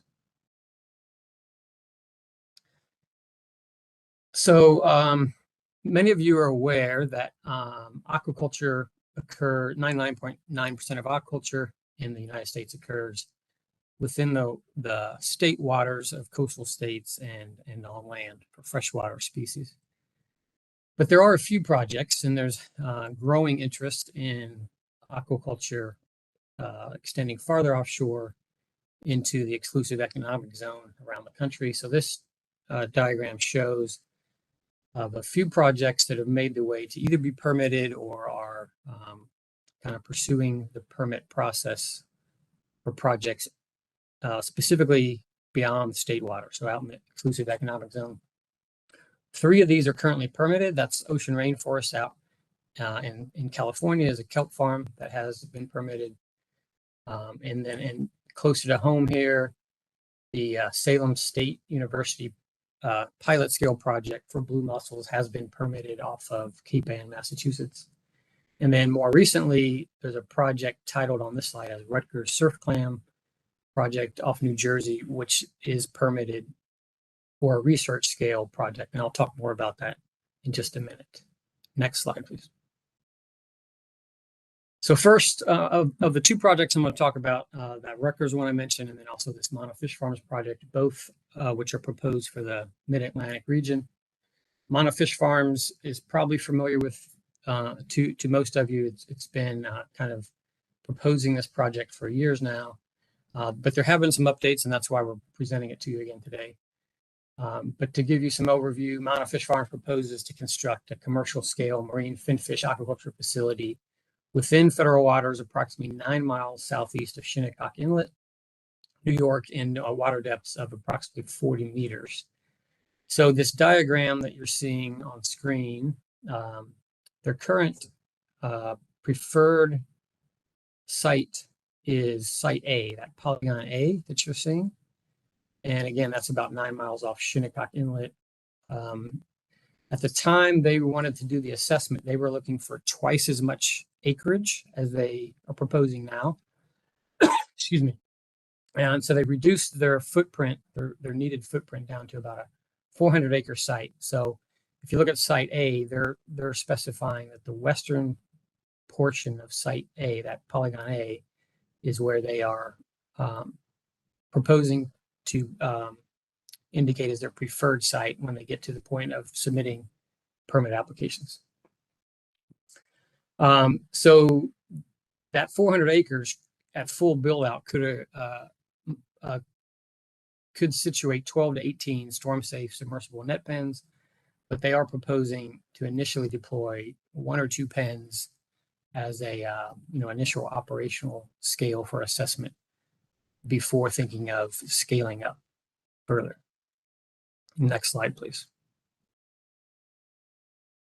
And this is just to indicate what those storm-safe submersible net pens are that they're proposing.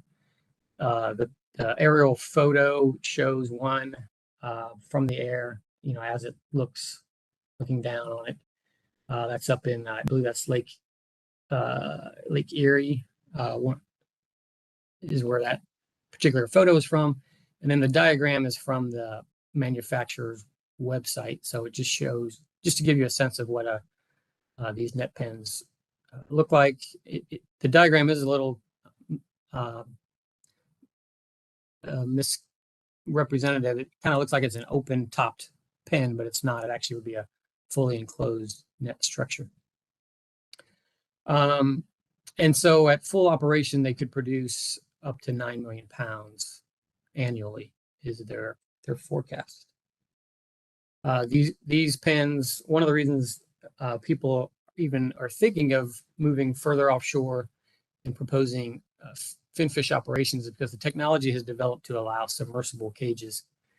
Therefore, they can sink cages for normal operations, but also sink them even further to avoid storms, the high energy at the near surface zone. Next slide, please. And then so more recently, Mono Fish Farms indicated that in a meeting with some federal staff that their proposed, if they were putting forward permit applications today, their proposed culture fish would be, in order of preference, striped bass, black sea bass, and steelhead trout. For any of those to occur, the Fisheries Management Agency will need to coordinate on potential authorizations, policies, processes. So Mono Fish Farms is not necessarily proposing to do all 3 of those species, but to be clear, what they're saying is if they could get permitted to do one of those species, then they would have a species to culture, and they're proposing for terms of operational flexibility, these 3 species in future permit applications. And so the last point here is the reason we're updating you is we had submitted a request to the Department of Defense Siting Clearinghouse on the proposed project for Mono Fish Farms. Recently received a response after some back and forth and answering some questions that Department of Defense had. We recently received a letter indicating that they do not have any significant concerns with the proposed general area that Mono Fish Farms is proposing for their farm. So that was kind of a step that Mountain Fish Farms was hoping to get through before they went and did in-water surveys to define, the seafloor and the subsurface environment that they could put into their permit application. So now that they have that response from the Department of Defense, they've indicated they are preparing to contract for surveys of their proposed site or that area. And it could be as early as the spring, but it also could be later. And then one thing I wanted to note there is that, we've been conversing with colleagues on what are standard practices for offshore wind surveys and notification to mariners. And so we will share that with Mountain Fish Farms just to make sure that as much notification to mariners as possible can occur before any survey activities. And so people know, if there's a vessel out there doing surveys, everyone can be aware. And then once we learn more about this timing, we can share that back to the council so that they can use their network communications to also let people know that there might be some survey work underway. Next slide, please. And then switching over to the other project I mentioned that is in the Mid-Atlantic. This is an experimental project. It's a consortium between Rutgers, Surfside, Sea-Watch, and ACF, funded by Sea Grant. It is permitted through Nationwide Permit 48. And the main goal here was to evaluate the feasibility of offshore surf clam culture, with a secondary goal to inform feasibility of stock enhancement for that species. So one of the reasons we wanted to update you is we presented this to the council before, and at that time we indicated they were planning on putting gear out in the water either in the winter or spring. They've had some hatchery process delays, and so they've indicated to us that it would be summer 2023 at earliest before they would deploy cages. So we wanted to provide that update. And with that, we can continue on the slides. Jessie will be ready to start her session. And I did want to add that all of us will stick around to the end to try to answer questions, or however council staff would like to consider taking questions. Great. Just doing a Yeah, quick mic check. Hi, this is Mike. Before we move on to the next part of the presentation, let me just see if there are any questions that might help drive some discussion after the presentations are done. Sunny, Gwen? Yeah, thank you, Mr. Chair. I was looking at that surf clam operation. Is in that drawing, is that a buoy line that goes to them? Is that a buoy line that goes to them clam cages? Yes, it is. So it's proposed to put 10 of these cages. They're relatively large, so they're 6x6 or 7x7, generally 3 feet high. So those are bigger than a standard, oyster operation cage, just to be sure we're clear on that. And there's proposed to have 10 of those, each with their own buoy line to the surface. Gotcha. All right, thank you. Okay, thanks, Kevin. Matt? Yeah, thanks, Mr. Chair, and thanks for the presentation. I had a quick question on the oversight of this. Can you expand on that? You kind of you see Coast Guard playing a role in that. Just wonder if you can talk through that a little bit. Okay, yeah, I'm going to ask for clarification. I heard oversight of, and then I didn't hear exactly what you're asking. Yeah, so the kind of the oversight. So you're moving further offshore into 9-10 miles offshore, and with fish pens in the water there, the oversight of that, kind of the enforcement piece. That's where I was looking at to see if you could expand on that. Okay, yeah. So all of these projects, or like for instance, Mountain Fish Farms is pre-application at this point, so they would still have to submit applications to EPA and Army Corps, and in that process, there would be the full gamut of reviews, public notices, environmental assessments on potential impacts. And then if they had permits, they would also need Coast Guard approval and Coast Guard would specify what type of surface markings they would need for, navigational concerns. Roger, yeah, thank you for that. Do you have a timeline on when you expect that actually you're putting in the water, or can you walk through that a little bit too? Sure. So if they do surveys and then submit applications, say in 2023, based on the history of what we're seeing on these projects around the country and even in this region, it's a 2+ year process to have permits in hand. So then there's moving from that to putting gear in the water and being operational. So we're looking at a minimum of 3 years out. And if I was a betting person, I'd say it's further out than that before there would be gear in the water.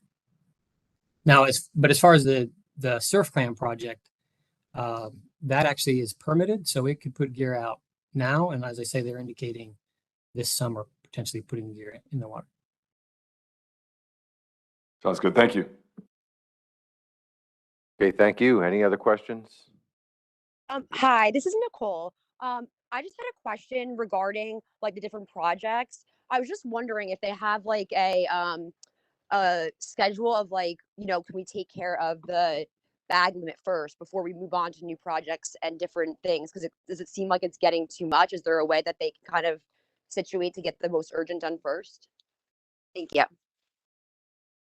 So I think what I'm hearing is there a way to prioritize and maybe put a moratorium on accepting new applications or projects? I just mean like proposed? before they start doing the wind farms, why don't they take care of the fishing bag limits and those rules that you guys say take a long time instead of opening up a new project? Okay, so I'll try to answer that and then let me know if I'm missing the mark. But on these proposed projects, these are coming from stakeholders who are saying, we're proposing this project, federal government, how do we go through the permitting process? What are the steps? So it's not really our timeline. It's not a federal government proposed project. So we're just responding to stakeholders as far as their desires to put this operation out in federal waters. Okay, thank you. Okay, thanks, Nicole. I'm going to stay with the council at this point. Bonnie, I do see your hand. I'll come to you in a minute. But I do want to be respectful of the time to make sure that the other presenters have enough time to present their information on wind. So I'm going to just take a couple more questions and then we'll move on. And Kevin, as you mentioned, if you could stick around to the end of the meeting, we might have a couple follow-ups after the wind presentations are done. So next, I'd like to go to, I've got 3 council members, Wes Townsend, Peter Hughes, and then Tom Schlichter. And then Bonnie, I'll come to you and then we'll move on to wind. Thank you, Mr. Chairman. Has there been an economic impact study that what farm-raised fish will do to the current conditions of, say, sea bass and rockfish? Good question. I've heard discussion of that a bit. I can't pinpoint a study, but I tell you what, I will commit to going back and asking and looking and seeing if we can turn something around, find out if there is some of those reports and turn those around to the council to share out.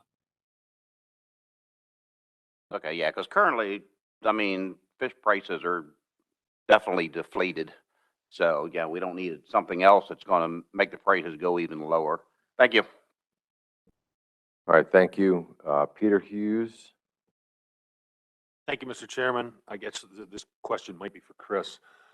So both councils, New England and the Mid-Atlantic, host a spot on their webpage that that discusses all of the wind energy surveys and the comment letters that the councils have either jointly written or separately written. Is there a spot for this on the website, on the Mid-Atlantic website, that addresses, would it be called offshore development, or would it be called wind energy, and then another one that is aquaculture development? So, thanks. Chris? Thank you, Mr. Chair, and thank you, Peter, for the question. I'm trying to remember if we have an aquaculture page set up. Mary, if you're online, you could answer that directly. One last time to remind you that the 2023 North Shore Community College Foundation. Yes, we do have an aquaculture page. I just put a link to it in the chat. 48. So we do have, I don't know if you didn't hear, we do have a page, so it should be on there. Yeah, great. Yeah, thanks, Mary. So just as a follow-up, Mr. Chair, are the notice to mariners, I have not researched that aquaculture page, so I'm not sure what it houses yet. But are the notice to mariners out there about survey work being completed, identification of vessels that are going to be completing the survey work, the times, the dates and times that they're going to be out there? I mean, it's information that fishermen need to avoid interactions with these projects. So we have those notices on the wind page, right? So we do have those. So, developers will send us that information, as outreach, and then we'll post it to the wind page. So is that what you're talking about? Not the aquaculture page, the wind page. But the aquaculture developers are going to have to host similar surveys. Yeah, so this And is, where are they going to be housed so that we can find the information on that? so I don't know if Mary, if you have any ideas now, but that would be, maybe we do another, separate page, whatever works in terms of getting the information out to the folks that be interested. If it's a direct aquaculture thing, I think it would be on the aquaculture page. I don't know, Barry, if you have any thoughts at this point? Yeah, sure. Can you hear me okay? Yes. Okay. So we actually last year changed the way that we were doing the offshore wind notices because just the volume of them was a little hard to keep up with. So the page where we had posted individual notices to mariners, we changed that so that it includes links to all the project pages and then links to where you can sign up for email updates directly from those developers. So I would suggest if we were going to try to do something similar on the aquaculture page, we would use the same approach and provide links and information for how you can sign up for those notices directly from the aquaculture developers. Thank you, Mary. Thank you, Chris. Okay, thank you. Tom Schlichter? Thank you, Mr. Chair. Back to the fish farms for a moment. I noticed that this steelhead trout was one of the selections, and that makes me wonder if that's going to be a strain of rainbow trout, and if so, are there any restrictions on genetically modified fish for this farm project? Yeah, good question. So yes, steelhead trout is same species as rainbow trout. And those restrictions that you talk about would come about through the actual permit review process. So it could be permit conditions from the Army Corps or the EPA, which are the two permitting authorities for these types of projects. So that's where the conditions would be specifically stated and then enforceable through those permit conditions. Thank you. Okay, thank you. One last comment question from our public audience. We have Bonnie Brady. Go ahead, Bonnie. Hi, thank you. Bonnie Brady, Long Island Commercial Fishing Association. I'm wondering, I think, first off, what Mary had spoken regarding having a page that specifically does allow for, whether it's once a week, once a month, to be notified as stakeholders of what is out there, and timelines would be extremely helpful. But a couple of questions for, is it Mr. Madley, I believe? Where are the pre-permit packages listed on any NOAA or any website? What state agencies do they have cooperating or agencies for federal consistency review similar to offshore wind? What federal agencies have consulting roles? I'm very curious as to the fact that you've got striped bass that would be in 9 miles of water in federal waters when it's illegal to catch striped bass in federal waters and is limited to a state fishery. And along the same lines as Mr. Schlichter when referring to escapement of genetically moderated fish of some variety. Also, how are stakeholders notified of comment periods if it's only Army Corps and EPA? Will there be webinars? How can stakeholders be able to comment frequently and often. And when you were referring to both the EPA and Army Corps, as per, I believe it was Wes or Sonny's question, I think it was Wes, an environmental impact statement as to how 9 to 12 million pounds of a species that are only basically regulated in state waters by tags, how that would have an effect on the overall commercial fishing industry, and does that play any part in the permit process? Thank you. Yeah, so several things there. One, striped bass is a good point. And so notice that on that slide, I wanted to specify those are Mana Fish Farm's proposed species. It does not mean they necessarily is a legal pathway to culture those species in the EZ currently. And so that's what it would be on the fish management agencies, including NOAA Fisheries, to provide that response to whatever species are proposed. And so just because they have them on their list, it does not mean it would be a legal option. But I did feel important to inform this group that that's what they're proposing. As far as public notices, so there will be the two permitting agencies that would have, their standard public notice processes through the Army Corps and EPA. In addition to that, under the Executive Order 13921, NOAA Fisheries would likely have a role in the NEPA production for this project, or any other fish farm for that matter, that would occur in the EZ. And so that would give us opportunity to work closely with the council on notifications and keeping the council informed on what are, public comment opportunities along the path. So that's kind of a new role, which is just trying to indicate that it's nice that we have that direct role now to be more tied into the process and working with the council on communication efforts. And then the last thing I was going to touch on, you mentioned, I don't remember which part of you. State agencies perhaps that have federal permitting rules or have yes. consistency Okay, yes, good point. So Army Corps type project. Yes, under the Coastal Zone Management Act, thank you for the reminder. That is the one I was going to touch on. Coastal Zone Management Act allows the states to comment and participate in the permit process for even projects in federal waters. So, and that it's not restricted just to the state where the fish is ported. It is open to states. Any state can make a claim that a project would have an impact to their resources and therefore get participation through Coastal Zone Management Act, which will be employed in this project. Can I just ask regarding that, would they have to prove a GLD in order to have from a state that wasn't necessarily directly off of that Army Corps project in order to have consistency review, or the fact that they're just fish species that are sold in the same state would qualify them? Yeah, that's a discussion that gets into, there's many avenues there. And so I'm happy if we need to have that discussion, maybe it's best to have it with state coastal zone program reps, because really it's going to be their decision on how they interact through the CZMA.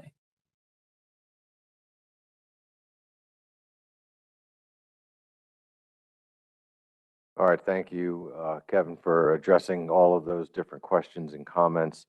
I'm going to turn now to, let's see who we have. We have Jesse and Sue, who are going to be discussing wind. I think I heard Jesse referenced earlier as going first. Jesse, are you going to be first? I'm first, and Okay. before we officially get to wind, I'll be presenting some updates regarding habitat and infrastructure projects in the region. So thanks very much for that. Just a quick update. HDSD staff are currently working on a large number of consultations in the region. We don't have a great deal to report out to the council since our last update in December. So I'll just kind of give you an update of what we have going on since then. So next slide.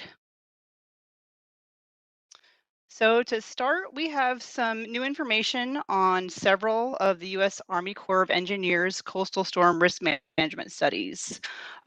We previously reported on the New York, New Jersey harbor and tributary study that's being undertaken by the New York District of the Corps. The tentatively selected plan, or TSP, for this study includes storm surge barriers and complementary shore-based measures across 12 basins. This includes Jamaica Bay, Arthur Kill, Van Cull, Gowanus Canal, Newtown Creek, Flushing Creek, Sheepshead Bay, Garrettson Creek, Hackensack River, Head of Bay, Old Howard Beach East, and Old Howard Beach West. Shore-based measures can include a variety of structural features such as floodwalls, levees, elevated promenades, buried seawalls and dunes, revetments, berms, bulkheads, pedestrian and vehicular gates, and road raisings. GARFA recently commented on the combined draft Tier 1 integrated feasibility report and EIS. A copy of our comments were provided to Mr. Moore. We concluded that additional information and analyses are needed to identify and evaluate the impacts of the TSP on our resources. We also provided technical assistance guidance on the required EFH and ESA consultations. Neither consultation can be initiated at this time due to the lack of details on the proposed actions and its effects. And the next study includes the Delaware Inland Bays, Delaware Coastal Bays Coastal Storm Risk Management Study, which is new. We were recently asked to be a cooperating agency on this project, and because of our EFH and ESA responsibilities, we must accept the invitation. The state of Delaware and the U.S. Army Corps of Engineers will begin coordinating on this project in the next few weeks, but it's in the very early stages currently. Up next is the Raritan Bay and Sandy Hook Bay, New Jersey Coastal Storm Risk Management Feasibility Study. This is actually an older project that's come back for some reevaluation. The original project provides beach erosion and hurricane protection to Keansburg, East Keansburg, and Lawrence Harbor in New Jersey. Features include a dune, beach berm, groins, levees, flood wall, as well as a storm closure gate and pump station, which have been operated and maintained by the New Jersey Department of Environmental Protection since its completion in 1973. At the request of the NJDEP, the Corps is conducting the present study to identify whether the existing project features should be modified or if new features should be considered to address changing conditions. And the last project, similar to the Raritan Bay reevaluation, the Corps is also reevaluating the Atlantic coast of New Jersey, Sandy Hook to Barnegat Inlet, New Jersey Coastal Storm Risk Management Study, which particularly focuses on the Seabright to Manasquan section of the project. This is a beach renourishment project that was mostly completed back in 2001 and again in 2015. NJDEP requested reevaluation of Section 1, which is Seabright to Ocean Township, and Section 2, which is Asbury Park to Manasquan. So both of these reevaluations are in the early stages, so we don't have a lot of information on them yet. Next slide. So this past January, members of the Susquehanna River Anadromous Fish Restoration Cooperative Policy Committee met over several days to take part in a scenario planning exercise to help identify opportunities to balance the passage of anadromous fish over the 4 dams on the Susquehanna River while preventing the passage of invasive species. The cooperative is composed of representatives from the U.S. Fish and Wildlife Service, National Marine Fisheries Service, Maryland, Pennsylvania, New York, and the Susquehanna River Basin Commission.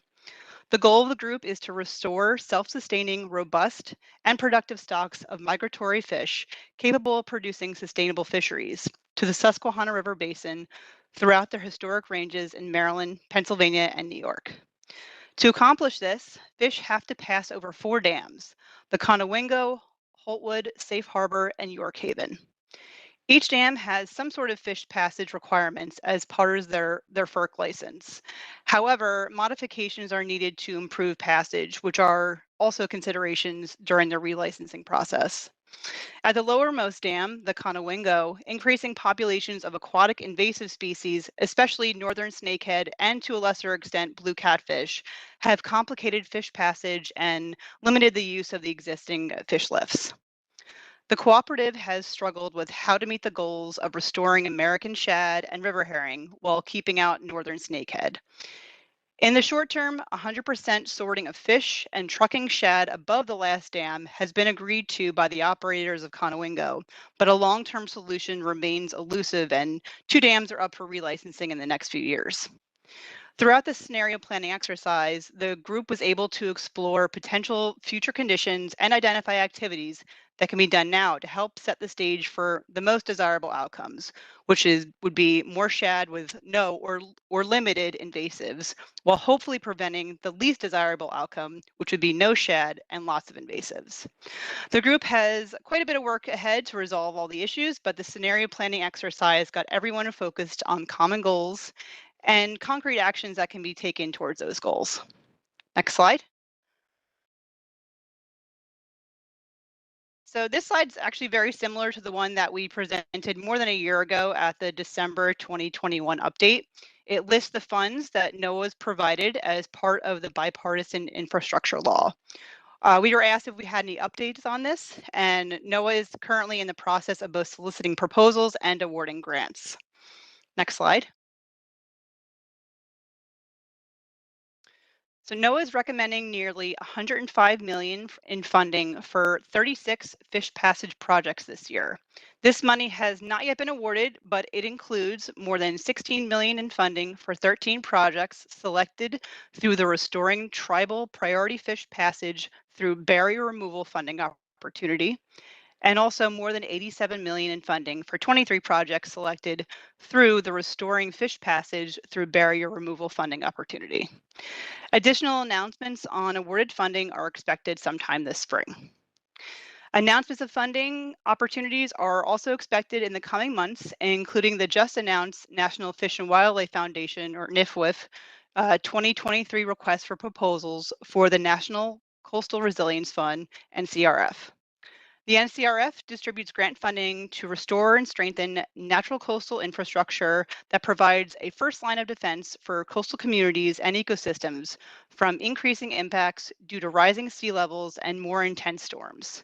This year, NIFWF expects to invest approximately $140 million in grants to support nature-based coastal resilience solutions. Pre-proposals are due on April 12th. And so that includes the updates for habitat and infrastructure. Next up, we have Sue for an update on offshore wind. Okay, thank you very much. What I'd like to do, and thank you for your presentation. Let's go ahead to Sue, and we'll get that presentation, and then we'll have questions for both of you at the conclusion of Sue's presentation. So Sue, if you're ready. Yeah, thank you. Thanks for having me. I'm Sue Tuxbury. I'm the Wind Program Coordinator for the Greater Atlantic Regional Office. And the updates for wind, I'm going to focus largely on where we're at on the EFH consultations for offshore wind. Next slide.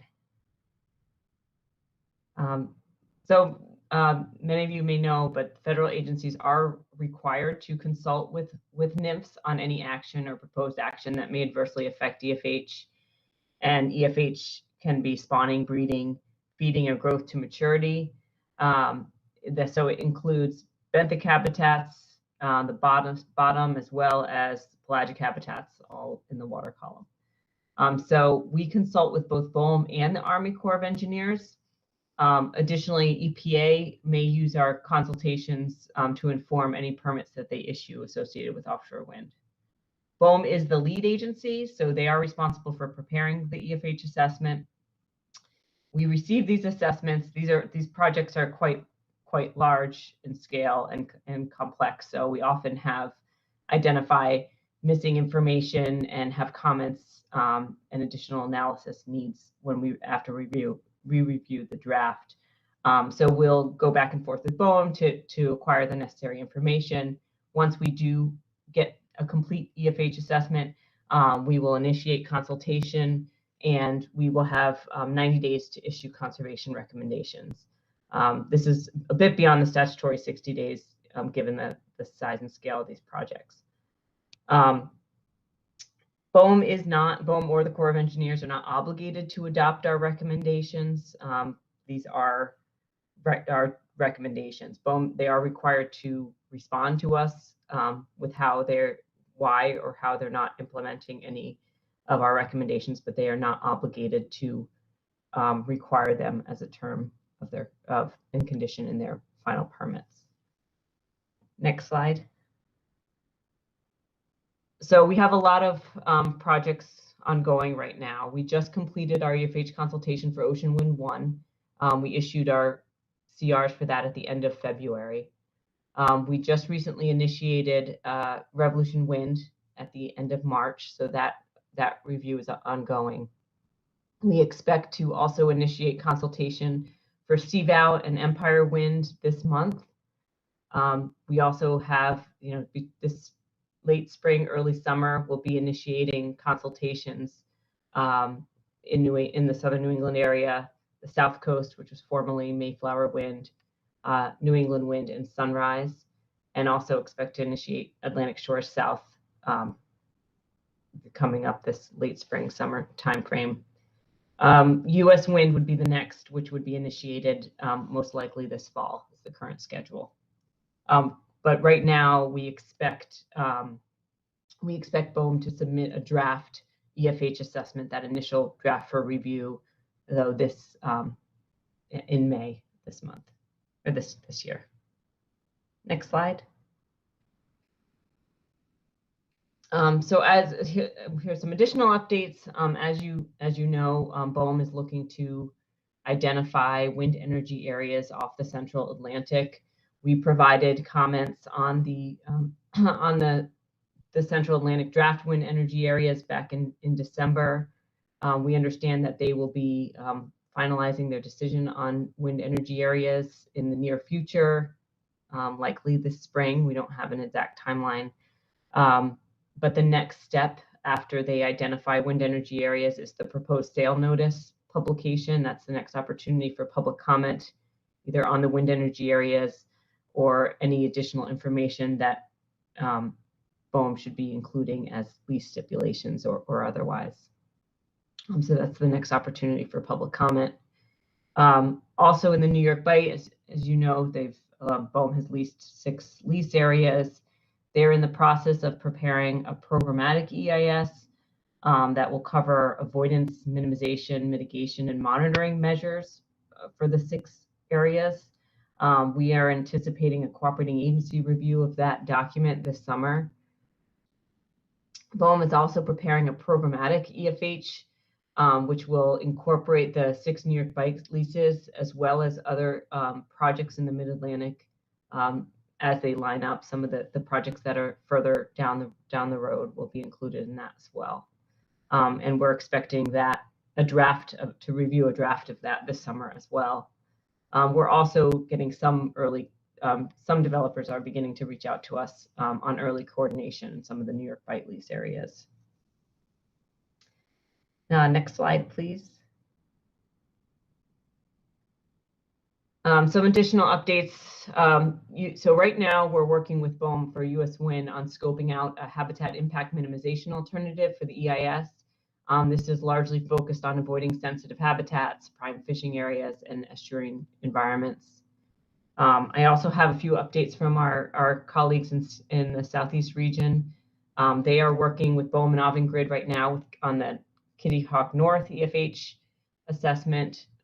They're working with BOEM to scope out a habitat impact minimization alternative, which focuses on the cable routing, cable burial, and scour protection. And for Kitty Hawk South, they're meeting with the developer to discuss export cable corridors. Both Kitty Hawk North and South are not anticipated to be initiated till 2024. These are further down the road. And lastly, they've been meeting with Duke Energy and Total Energies to discuss environmental surveys that are planned for this summer.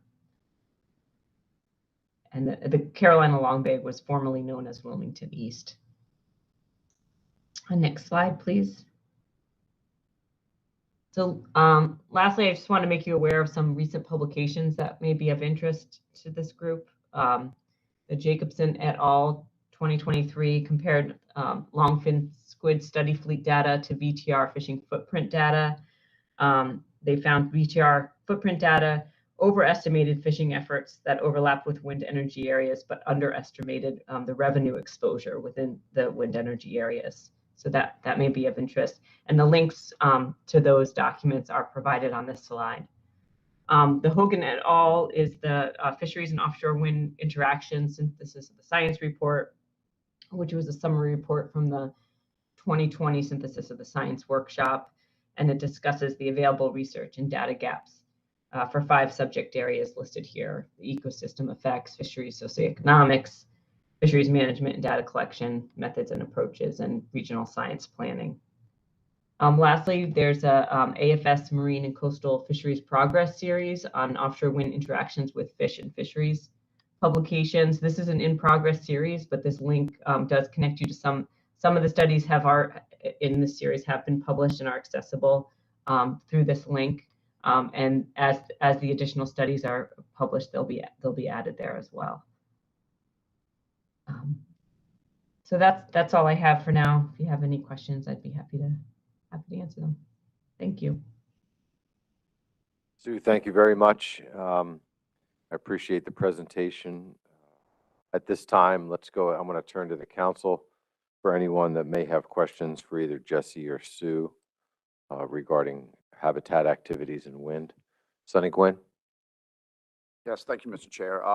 Just a question with all the studies and everything they're doing. Are they doing anything about the studying or looking into commercial fishing, fish houses and stuff? And the reason I'm asking that is because in Ocean City, Maryland, the wind people are buying up the land and the fish houses, and we want to know if if we'll have infrastructure up the road because of wind power buying up all the fish houses. Yeah, thanks for that, Sunny. I'll leave that as an open-ended question here for anyone on the panel that may have information on that. Sue? Yeah, so I'm trying to think of how to address that, because I'm not, I know there is a lot of new port infrastructure that is being proposed as part of these projects, or just for wind as a whole. But we have not necessarily looked directly at the shoreside issues, but it is in the ROSA work that we've been involved in, and it's also addressed in the State of the Science paper. But yes, I understand that there is a lot of port infrastructure that is going along with these projects. Yeah, thanks, Sue. And I think some of the concern is that there just won't be a place to bring commercial fish back to the docks if the infrastructure is consumed by the development process. Yeah, we certainly understand the concerns, and we have identified that as an issue with BOEM, and have often requested more analysis on impacts to shoreside support. Excellent, thank you. Next, I'm going to turn to Chris Bat-Savage. Chris? Thank you, Mr. Chair. This question's for Sue. Sue, for the Kitty Hawk South export cable analysis, is Avangrid still considering that route that it's a longer route that takes the export cable south past Cape Hatteras and Cape Lookout and picks up somewhere around Bogue Banks? Or are they also still considering some shorter routes that might cut through Pamlico Sound and pick up further up in the state? And I guess a tag-on question is it, I think it's my understanding that of trying to find a suitable route really depends on a suitable place for the power to pick up, because that's a lot of power coming from these wind energy areas, and they just can't connect anywhere. So I just want to make sure I understand that part correctly too. Thanks. Yeah, thanks. So, Pace Wilbur from our office is really heavily involved in that project, but he did indicate to me that the Avangrid continues to consider a corridor that cuts through the Pamlico Sound, and that NIMS and the state agencies are trying to discourage that and look for alternative corridors. But to answer your more, and I could certainly circle you back with Pace if you have more specific questions related to that. But your question in general related to cable landing areas, that is a big focus for us. They do need to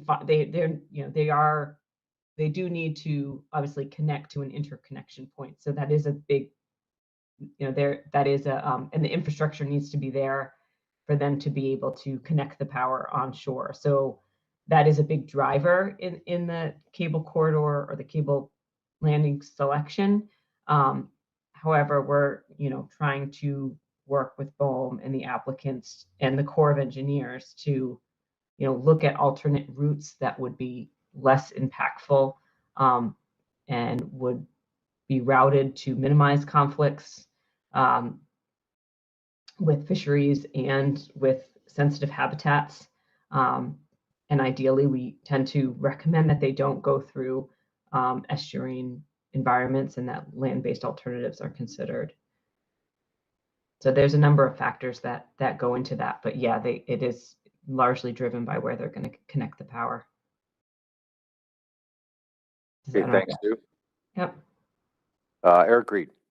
Yeah, thank you, Mr. Chair. My question is for Jen. When you reevaluate the ability of beaches to replenish themselves, particularly off of Ocean County, New Jersey, from Manasquan Inlet to Barnegat Inlet, are you going to take into account or analyze the effect of sand mining, the sand mining that occurred there, the removal of sand and the removal of fish habitat as well, and the ability of the beach just to replenish? Thank you. Yep, thanks for your question. Yeah, I think we always look into all the different potential impacts. So that's definitely one that we'll be considering as we review these projects. Okay, thank you.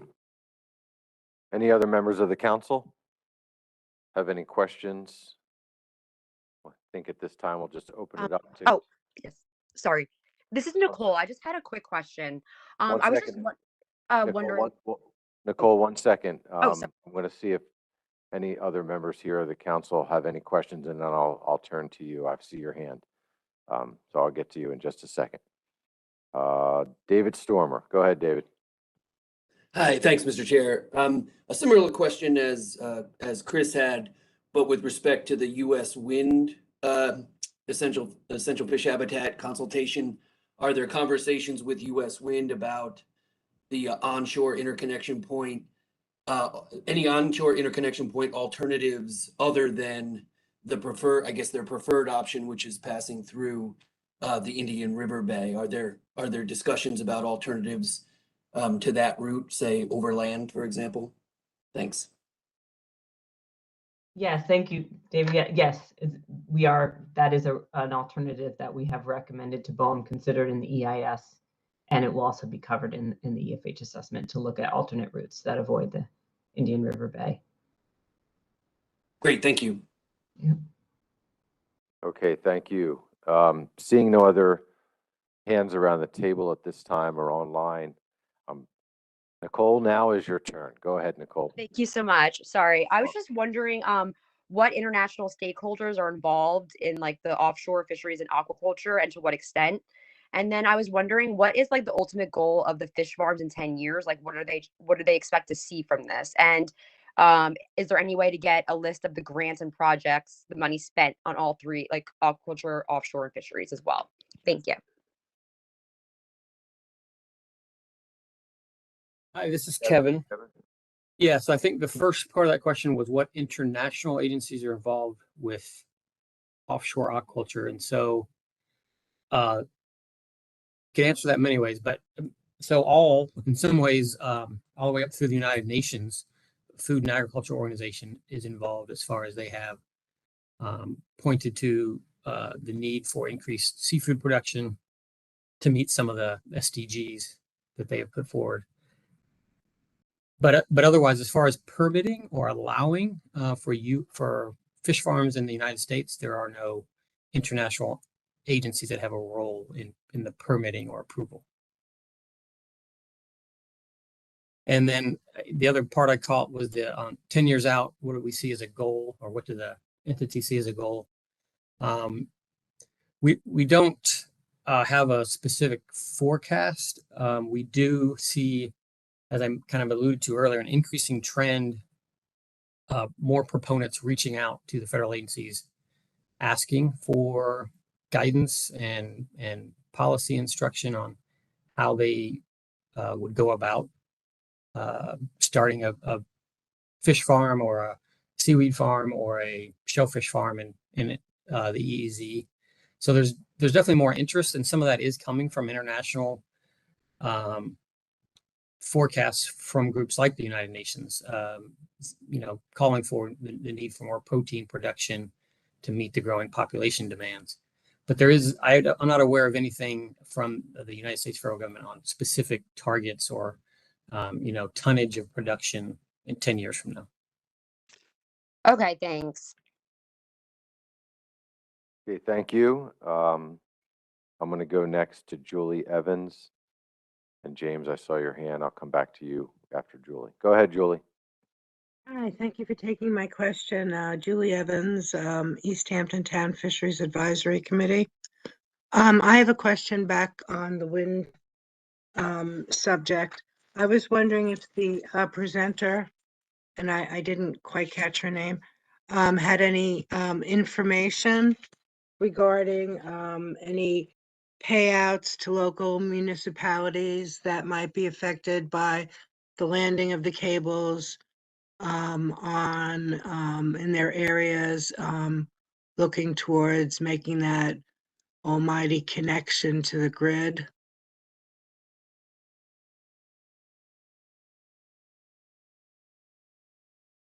Yeah, hi, thanks. I am not aware of kind of I think there is a whole nother process that we are not involved in where the developer works with the local municipalities in terms of identifying landing locations. I'm not sure. I can't really answer that question for you. I can, maybe that would be something BOEM could possibly answer in terms of what is involved and what's like either negotiations or contracts go into agreements with the local municipalities. I apologize. I can't really answer that.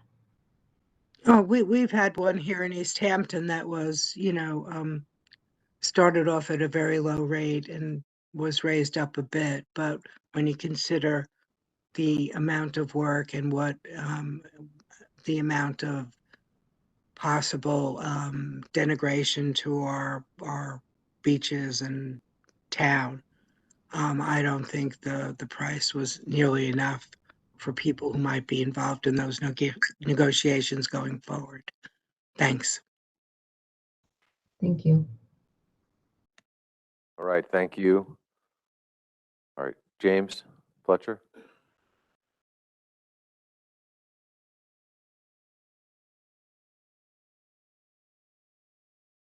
James Fletcher, United National Fishermen's Association. I've got a question on wind. Can you give me a contact that got the foreign built vessels into the United States to work? Because the reason though I'm asking this question is there's a fishery in the United States that there's a foreign built vessel that could do it. But there are no vessels in the United States right now. So for the council and for you, how did BOEM allow a foreign built vessel? I want a contact of how they got that vessel to be able to operate in the United States. I'd like a name and an address for that. And on the aquaculture, I have a question. Aquaculture is under the Department of Agriculture from Congress. My question is, how did NOAA and National Marine Fisheries become involved in aquaculture when there was a judge that made a ruling in the Gulf of Mexico that aquaculture could not proceed. My question is kind of twofold. One, how did it move from aquaculture to NOAA to National Marine Fisheries? And the second question is, has that judge's ruling been revoked or removed? And I guess a third question comes to mind. Can any federal judge stop a aquaculture project in the EEZ? Thank you. Okay, thank you, James. I'm going to go to Mike Petney first and see what Mike has to offer. Mike? Yeah, thanks, Mr. Chairman. As to the first question, I don't have a BOEM contact. I think it would be somebody at BOEM that would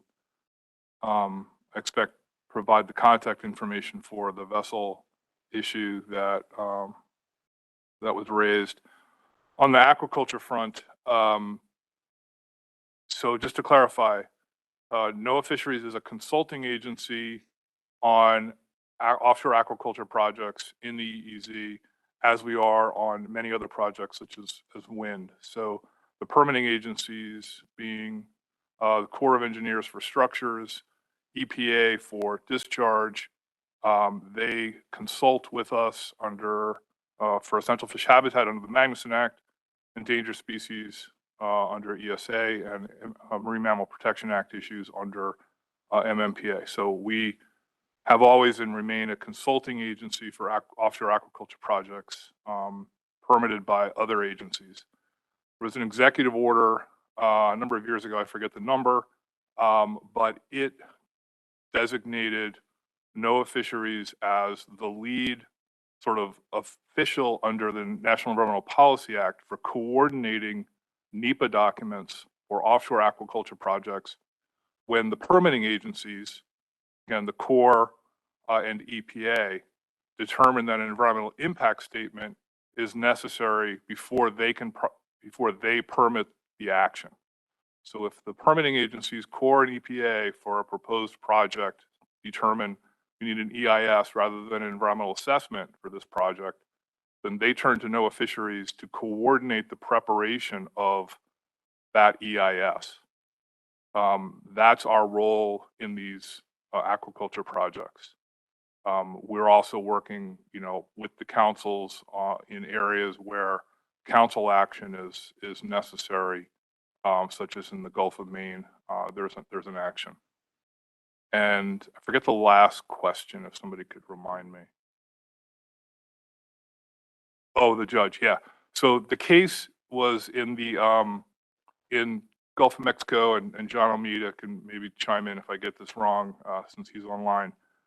That was specific to an FMP developed by the Gulf of Mexico Council that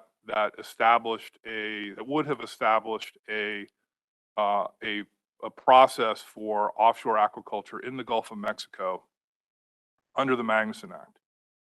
And in that case, which was litigated, the judge found that NOAA Fisheries and the council under the Magnuson Act did not have the authority to regulate offshore aquaculture in the EEZ the way that the council had proposed be done.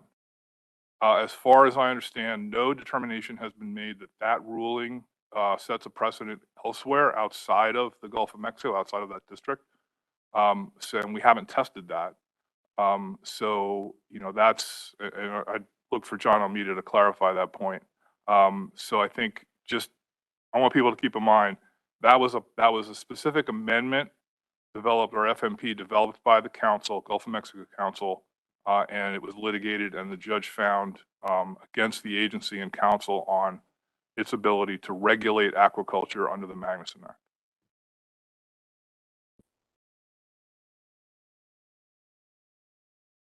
John Almeida?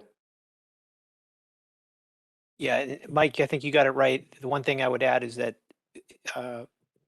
that council, unlike this one, had an aquaculture FMP.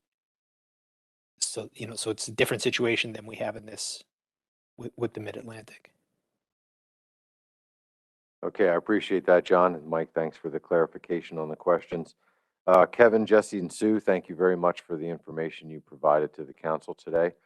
I assume that if there are follow-up questions, that you'd be available to address any comments or questions from our group.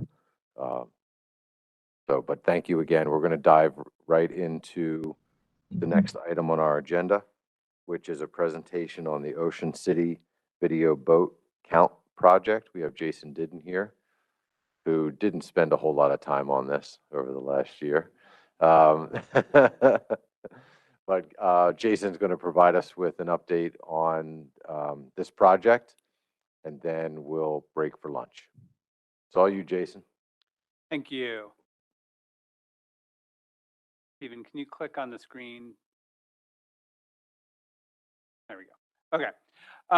So this project was an idea staff had as a pilot to test kind of two things. One, would it be feasible to use video and video counting to estimate Maryland's private boat effort, ocean fishing effort? And two, to compare whatever we get out of that with what MRIP is producing for the same location. So the overall conclusions, and I'll step through kind of a series of thoughts on these, but first, the video approach in this location has its own uncertainties and doesn't seem like it'd be a simple task to get something that might pass a peer review as better than MRIP, because they both have uncertainties. And also the trip estimates that we came up with overlapped what MRIP was producing for the same time periods, which is kind of what you'd expect, because MRIP at this fine scale is imprecise and is clear about that. The PSEs for ocean fishing effort in Maryland there are pretty high. But they overlapped with what I came up with, and sometimes they were higher and sometimes they were lower. And so that's what we found. So I'm going to step through a couple, kind of three parts. First, what did we try to estimate? How do we do it? What is MRIP doing? How does MRIP trying to do it? And then show you some boat counts and the comparisons with MRIP. So first, COVID and equipment issues were a big challenge. We were hoping to kind of roll early 2020. COVID kind of threw that for a loop. Weren't sure about what, who could do what at that point. And then we had an equipment failure. The camera broke. And they replaced it, but it took a while. Supply chain issues. They were rebuilding that tower. So basically, we had decent overlap with MRIP in waves 4, 5, 6 in 2020 and 5 and 6 in 2021. Also, I guess wave 2 in 2022, but didn't go and look at that. Just didn't seem like a useful use of time at that point. So this kind of illustrates the view of the camera. There's an old life-saving tower at the inlet there. And we set up the camera so we could kind of see both jetties, so you can kind of determine when boats clear the jetties. Generally, it was reviewing at about 20 to 40 times normal speed. Any faster than that becomes overwhelming, especially during the high traffic times when you kind of need to tell what's going on. And there was an effort to sift out vessels that are not going to be ocean fishing. Commercial stuff, parasailing boats, I think, are a major problem for my precision, because they're center consoles while they're generally inboards. At speed, they look a lot like a boat that could be fishing.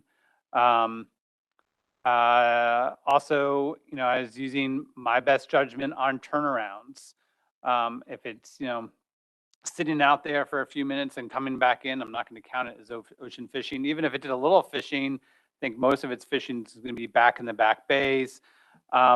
Some boats, if they go out of frame and they come right back, and I think, I have a decent belief that it's the same vessel, I'm not going to count it. But again, there's a limit that the eye can do at speed. I've thought a good bit, and probably will be some future discussions. Could some AI do this kind of counting? Maybe, but there's a tremendous amount of traffic that is not fishing that crosses that inlet threshold and comes back in, that I think an AI counting a threshold cross is going to have a lot of trouble with. But who knows? Also, we didn't quite get the start of wave 4 in 2020, but July 4th weekend is a huge effort weekend. So we did grab some effort later in July and use that as a placeholder for that July. I went and did some checking of weather stations. The weather generally was really good. So I thought just grabbing except for one day that had some thunderstorms, grab the highs later that month to put in those first few days of July. But I may still end up in a bit of an underestimate for early July, given the intensity of that weekend. So I just want to flag that.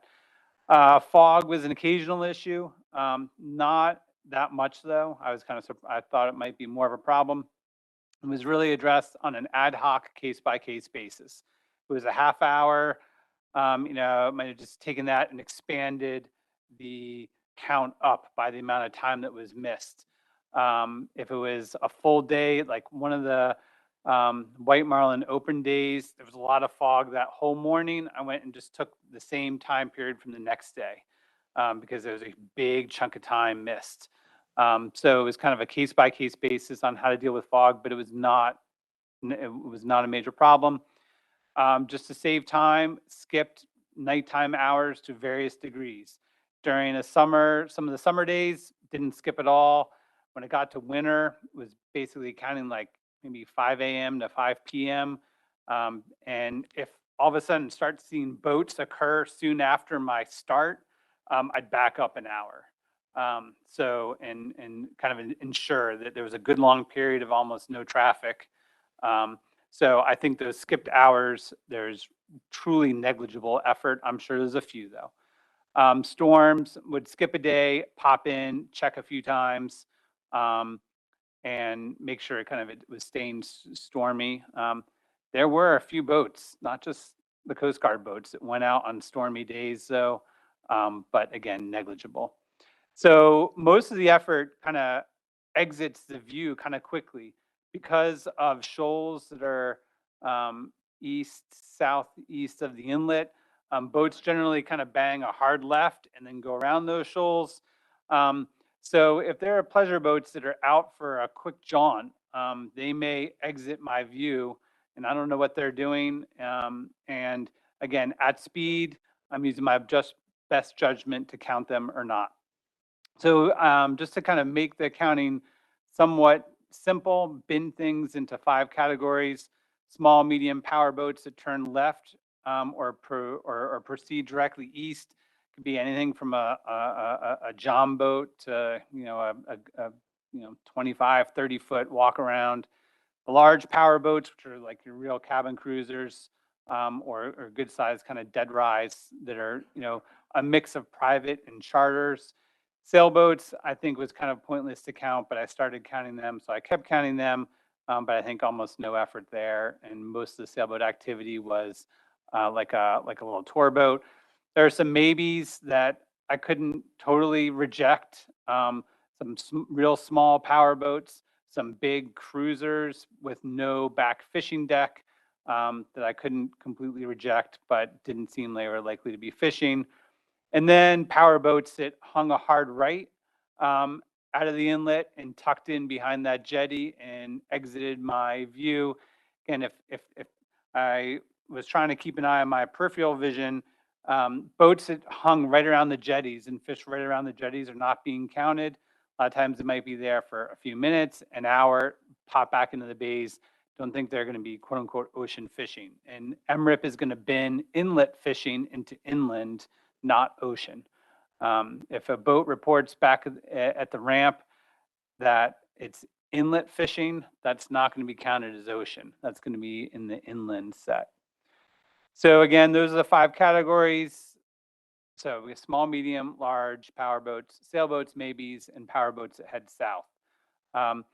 And eventually, obviously there's a lot of reviewer discretion on something like this, both the boat type, whether or not they're fishing. Night was pretty good, but the camera, if it was misty or raining, wanted to focus close in, and then what's in the inlet is blurry. And I think by the height of the lights, I think I was still able to do a pretty good job distinguishing like the small boats from the charter boats, but there's, again, more discretion there. We were originally going to have a contractor do a lot of the counting, but because of the problem, it was very difficult to get the video off of the recorder and the hard drives in a usable format. It's like a proprietary security kind of footage, and so it doesn't want to let you export it easily so that you can kind of, if it's a security thing, it's not tamperable. But that made it problematic to get to a contractor, so I did most of the reviewing. We did have 2 or 3 days that the contractor did, and they were generally bad weather days, so it wasn't even that useful, unfortunately. There was 1 day with a moderate amount of traffic. Their count actually was substantially higher than mine. It freaked me out a little bit. I went back and reviewed that, and I was making a judgment call that a number of vessels that they counted were not ocean fishing. They sat outside the inlet a little bit, went back in. I think my counts were reasonable, but it did really highlight that, the reviewer and exactly what rubric they're using could have a huge impact on what the counts were. So anyway, these counts are all me, and in my eye, using the rubric I set up. But the one overlap day with a contractor did kind of highlight that, exactly the reviewer discretion could potentially have a big impact. So then, I know a lot of those boats are not fishing, not predominantly ocean fishing, which is what MRIP is binning, right? Predominantly ocean fishing. So in order to get eventually from these boat counts to a person count that could be kind of comparable with MRIP to some degree, I put in some ranges of how many of those boats that I counted as kind of fishy boats might actually be ocean fishing. So for July and August, that was set at 60 to 80% as a range. I think there's a good bit of those boats were just out for a quick cruise. October to December, 75 to 90. If you're going out in a small boat in October, December, there's a higher percent chance that you're going out there for a purpose, and kind of split the difference in December. Large power boats, July and August, 95% fishing. Again, there's a few migrating transients, probably a few commercial that I'm misidentifying as these larger kind of recreational fishing boats, and vice versa, especially at speed. October, December, I lowered that a bit because I know there are more kind of like migrating transients that I'm counting leaving that inlet, but they're just kind of moving through. And then September and split the difference.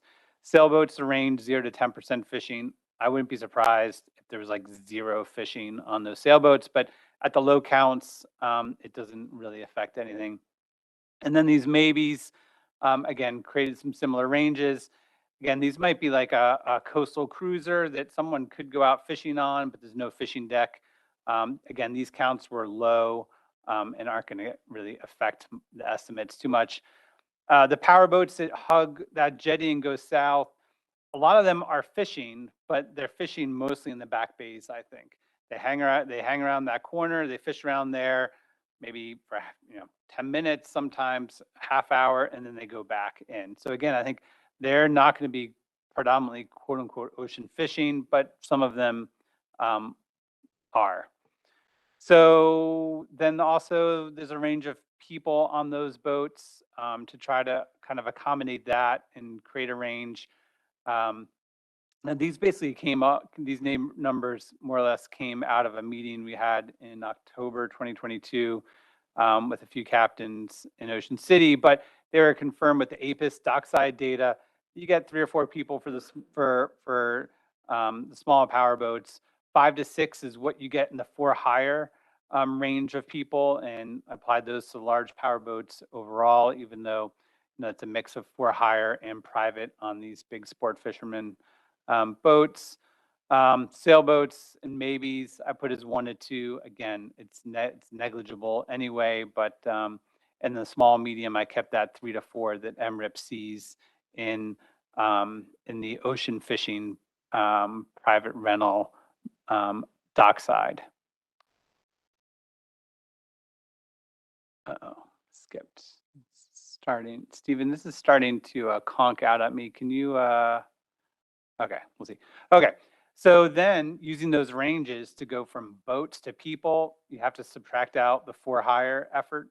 And MRIP estimates for hire based on either for vessels that submit VTRs, MRIP uses the VTR effort estimates for that segment. Then they use the for hire survey to add on to accommodate the boats that don't submit VTRs. And like any MRIP estimate, there's a range there. So I calculated my range on a low trip, numbers a trip, then minused out the high charter range to get a low private trips, and vice versa. I took my high range for total trips and subtracted out the low charter range to kind of create a range low to high on these private trips. Stephen, can you go forward one? Okay, so that's kind of how I constructed the trip estimates out of the video. Quick review on what MRIP is doing, I thought was useful. So MRIP is using the Fishing Effort Survey. It's a mail survey. Also uses license data, and a bunch of peer reviews found that you get a better response rate. It's more representative of the population that's trying to sample. That makes it less biased. Also, it gets into the anglers in the house better, so it's more likely that the mail survey is being filled out by someone who knows what was going on with fishing. So that's what we use now. It was overlapped with the old telephone survey for 3 years, and that was used to develop calibrations going back in time, but the MRIP estimates from 2018 on are not calibrated. They're using the effort survey. So the Fishing Effort Survey tells you saltwater fishing in Maryland by Marylanders. The dockside survey, which is primarily done to get like the catch per trip, how many bluefish does the average trip catch or whatever. But that dockside survey is also used to track the non-residents and expand the estimates a bit to account for those non-residents. And it's also used to apportion the FES effort by area. How much of that effort is inland versus ocean? Next, Stephen. Okay. So a bit on PSEs, proportional standard error. It gives you a sense of the uncertainty of the MRIP estimates. That's not accounting for all the uncertainty, but from the uncertainty that's generated from the sampling design and the variability of the responses. Next. So once you get that PSE, if you take any of those PSEs that MRIP gives and you assume a normal distribution and you multiply that by 1.96, that gives you your 95% confidence interval. And so what does that mean from a practical perspective? If you have a PSE of 51 on any MRIP estimate, that means your 95% confidence interval range goes from 0 to double that estimate, right? 51 times 1.96 equals 100. So you're dealing with a plus or minus 100 on your 95% confidence interval. And if you have a PSE of 25.5, 25.5 times 1.96 equals 50, 50% plus or minus. So a PSE of 25.5 means that your 95% confidence interval ranges from half of your estimate to 1.5 times your estimate.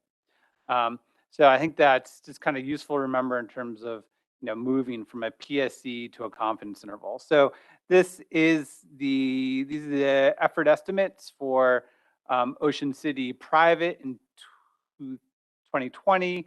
That middle of that looks kind of like a spike. That's wave 4. It's one of the waves we're looking at. And it had a PSE of about 40. So 1.96, that's about 2, right? So double that, that really means your 95% confidence interval is plus or minus about 80%. And I drew those lines in there, and you can see it, it ranges from about, a little less than 50 to a bit over 300,000 trips. So, that's your confidence interval. As kind of prep for this, I did a deep dive into confidence intervals and what exactly they mean, because I think that's important. Next slide. There we go. Okay. So let's say you could turn time back and do this same sampling, re-randomize everything 20 times.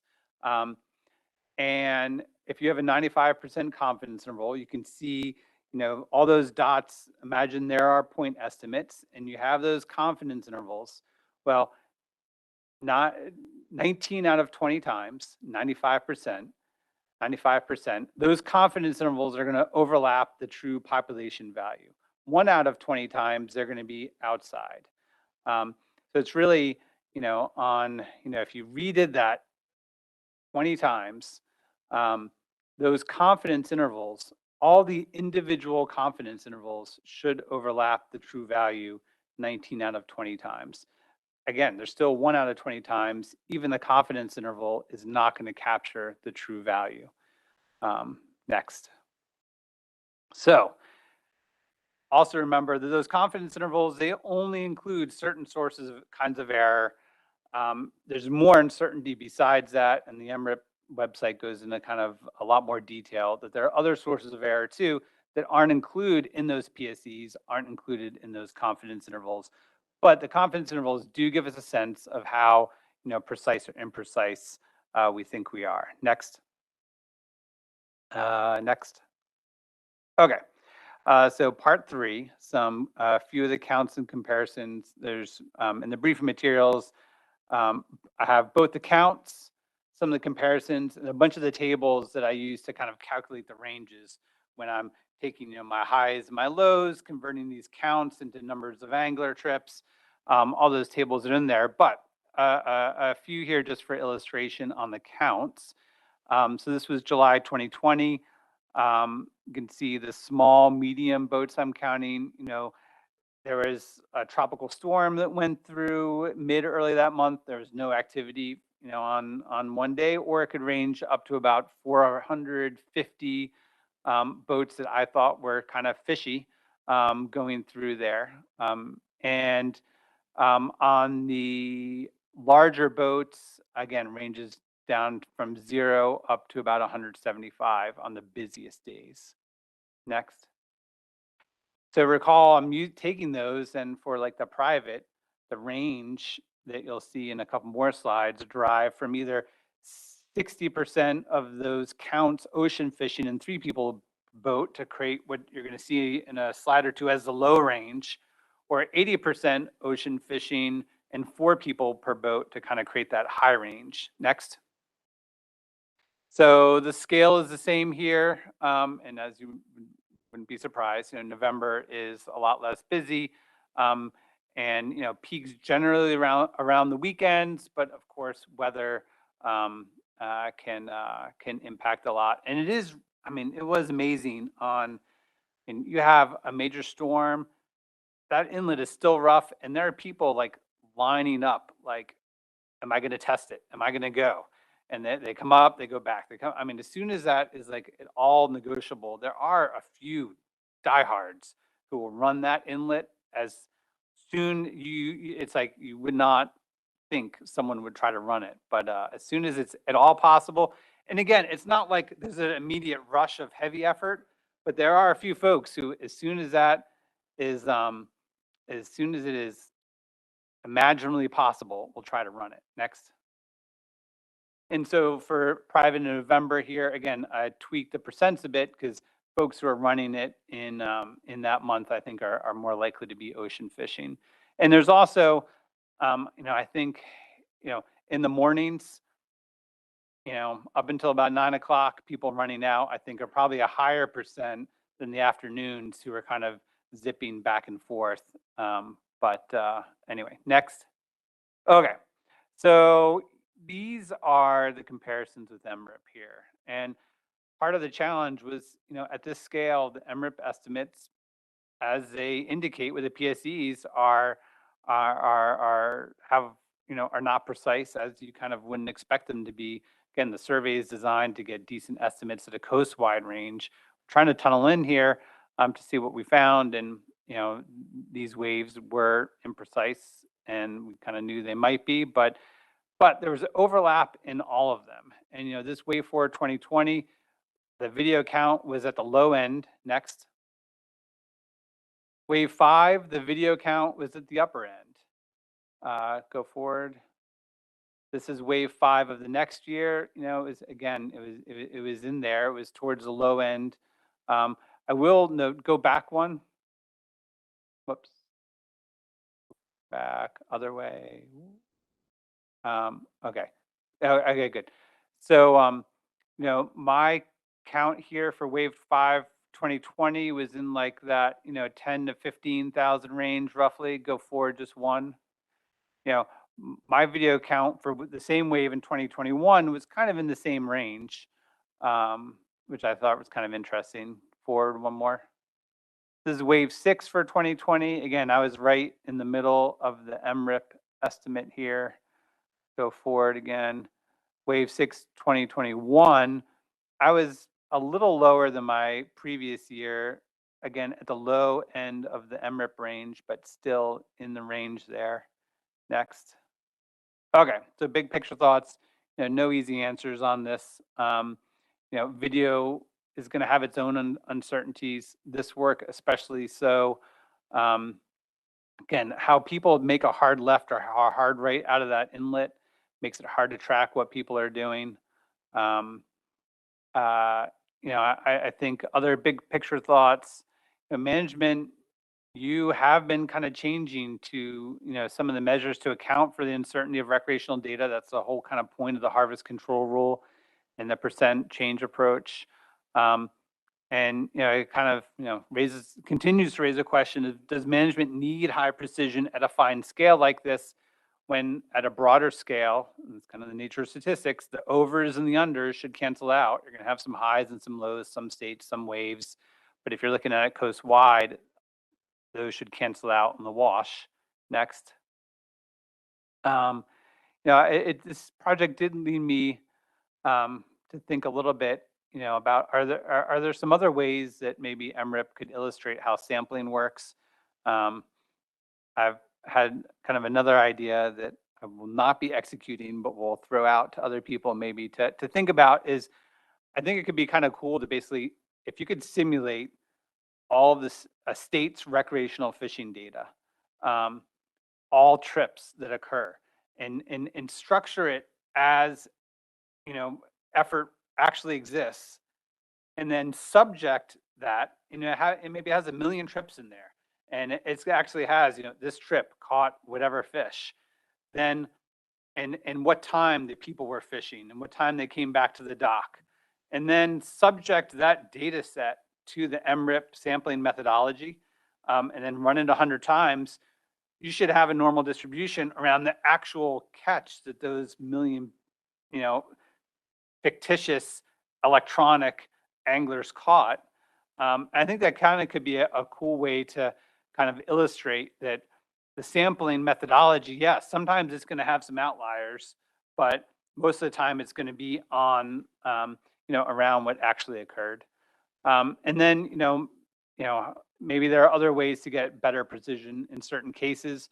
One, potentially increase sampling, but of course that costs more money, or maybe there's some kind of specialized survey, even like a mail survey for Maryland that was more focused on the ocean effort. There may be other ways to, if some state really wants more precision for their state in a certain mode, maybe some other kind of specialized surveys could address that. So that is one more slide. So this was just a screenshot I took of, if anyone has never been down at Ocean City Inlet, when on the nice days at the end of the White Marlin Open, the boat parade at the end of the day that comes through that inlet is pretty impressive, and it's pretty neat. You can see there's a crowd there watching all the boats, That's it. Thanks. Yeah, thanks, Jason, for your presentation. I was wondering if you were able to come up with a point estimate and maybe some error terms around how many Red Bulls you drank during this project. Because No, but my, it was a little bit like one of the Stephen King movies. Is my kids were a little concerned that I was focused on one activity here a lot. come out with long gray hair and a beard after a month of looking at the TV. Okay, let's see if anybody has any questions, or we can jump right into comments as well from members of the council on this one. Michelle Duval. Yeah, thanks for that presentation, Jason. And I really props to you for all of the extra work that you had to do, throughout this project. I know it didn't exactly go as planned, so appreciate the perseverance of, seeing it through and everything. And I think I recall when you were first kicking this off, that because the state of Oregon does a similar video method for as part of their Oregon recreational boating survey. And I was just going back and looking through some of their methodology, which it was from 2015, so I'm sure things have changed a little bit since then. But they noted some of the same issues that you did with problems with fog, and they do sort of an in count and an out count as a way to try to capture the whether or not vessels are actually going out for a fishing trip. And so those ones that sort of turn around and come back in, that's one way for them to correct for that. I was just curious if you've had any conversation with any of the state of Oregon staff about some of the lessons that they've learned through their own video count stuff. I mean, the geography is a little bit different, clearly, this inlet has some challenging shoals that, in geography that makes it a little bit different than I think some of the efforts on the West Coast, but just curious. Early on the project, I had some discussions with them, and getting into some of their reports and whatnot. It's especially in the times when there's a good bit of traffic that you're trying to pick up, a lot of trips. Counting ingoing and outgoing traffic would be overwhelming. And again, even just counting the outgoing traffic with the incoming traffic could be overwhelming at times and require slowing way down on the counting. To actually keep a track of incoming, I think would double the amount of effort. And you still have this thing of, since a lot of the boats are coming in from hard left or hard right, they're all of a sudden appearing, and you still have this question of what exactly they were doing. So I did do, I know one of the fog days, a couple of the fog days on my extrapolations, I did some in counts in the afternoon, when the charter boats would be coming in, just as a cross check that, but it wasn't super busy days. And so yeah, I did use a little bit of that as some cross check on some of the fog corrections. And it seemed, it wasn't the exact same, but it was ballparky. But there was really, actually minimal fog as an issue. I think the bigger issues with dealing with this inlet is just the amount of non-fishing traffic that I suppose could have, I knew going in to some degree, and but I think that again, from the range finding that we did, I think kind of accounted for. But in terms of getting down to some precise point estimate that you could really trust is going to be really problematic. Yeah, just another follow-up. I mean, I think I know that the similar issues with non-fishing traffic were also encountered by the staff out there, and so that has documented kind of how they handle that, like including it in the count initially versus not, and then, how they sort of annotate that afterwards as they're going through and looking at it. So, I mean, I guess maybe just you're not alone in your suffering, I guess, in terms of, having to, of trying to implement, a new technology like this. Okay, thanks, Michelle. Excuse me. Adam Nowalski. Thank you very much. I will also echo all the kudos to you, Jason. Enjoyed the input you've asked for me of this and hope it's been helpful, and appreciate all the effort that's gone into this.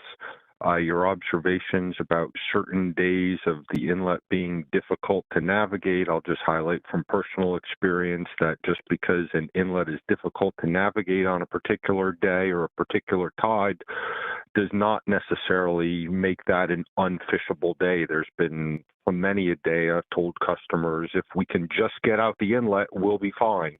And some of those days have been exactly that type of experience.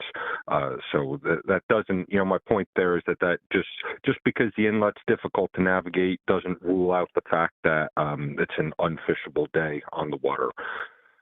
So your slides 34 to 38, where you show your results here relative to the MRIP estimates. You made the comment in your document and at the beginning of this presentation that with regards to the comparisons with MRIP, the ranges of effort suggested by this project overlapped with the confidence intervals from the relevant MRIP effort estimates. So I think that these 5 slides clearly demonstrate that statement as fact. You then go on to state this project did not indicate there is necessarily any inherent methodological problem with MRIP in this location. So the challenge here becomes is that while the confidence intervals overlap, the point estimates of the MRIP estimates in 4 of these 5 waves are outside the confidence intervals and in all cases above what your ranges would show. And moreover, the 2 waves that show the highest level, wave 4, 2020, and then I think it's slide 6 or 36, wave 5, 2021, these 2 slides are unlike the other 3 with regards to the magnitude of angler effort offered by MRIP in these cases.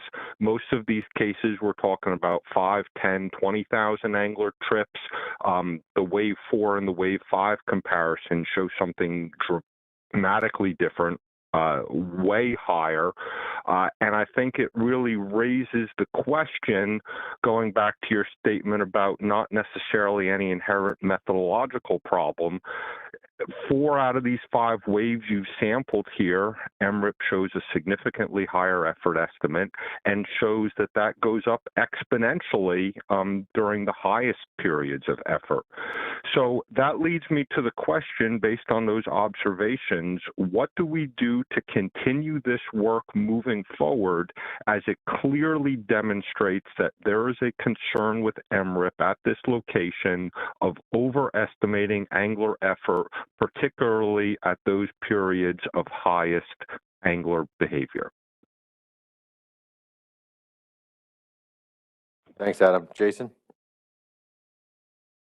Yeah, and again, there's in my mind, there's 2 separate questions. One, an overall methods issue. 2, are MRIP are the MRIP products useful for management or not?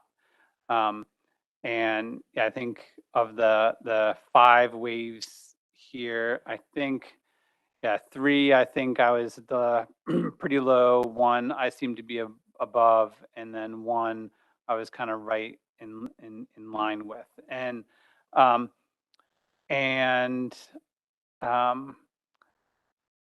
think so. The question, I mean, does if the council needs a precise estimate of private ocean effort in Maryland by wave on a year-to-year basis, then the answer is probably either more sampling will narrow those. And Florida actually did some interesting simulation work trying to figure out like how much sampling would they have to do in order to squish down the PSEs to a certain level. So it was not an unsubstantial project. Or some, again, some potential specialized surveys that tried to increase the precision. It's, I mean, again, given so I think there's not a ton of let's see, there has to be quite a bit of variability in the people's responses, right? If everyone's responding a similar amount of trips, then these confidence intervals are going to tend to be tighter on the MRIP estimates. So, I mean, I think there's quite a bit of variability in what people are reporting their trips, and so that spikes the confidence intervals. And again, that's really a question of sampling intensity and funding, and it's then tied to, I mean, if as much as you would expect to see some high estimates in some waves in Maryland, you would expect to see low kind of rogue estimates in some other state, in some other wave. And, in the end, the coastwide estimates should be, okay, because the lows and highs balance out. Is it theoretically possible that there's some other bias driving things with MRIP, maybe something with private or public docs, or some kind of non-response bias, or some kind of bias related to, this still relies, I mean, I've gotten the angler surveys before. You get one in, September, and it asks you how many trips did you take in July and August? Could there be some bias in people's responses, their ability to accurately recall those trips? I mean, there are other things that could be driving that, and I think MRIP kind of has a lot of ongoing research to try to tease out some of those other sources of errors. But ultimately, it gets down to, I mean, general sampling intensity and continuing to investigate, could these other sources of bias, be driving some spurious results? If all mine were, at, the bottom end of the MRIP estimates, and of course, my intervals here, just like the MRIP estimates, do not indicate the full uncertainty. The ranges that you see here for the video project also do not indicate the full range of uncertainty, right? They're the ranges I constructed. So that was a windy answer. That's probably not very satisfying, Adam, but that's my effort at it. And we'll have a few MRIP and ACCSP presentations later that they may have some additional information, and you could maybe repeat that question and they may have another perspective on it. And I appreciate that very much, Jason. And certainly how we fix MRIP is a much bigger question. What I was really after is how do we repeat this project either at Ocean City or at other locations? What would be needed from the council to repeat this project with additional video sampling like this?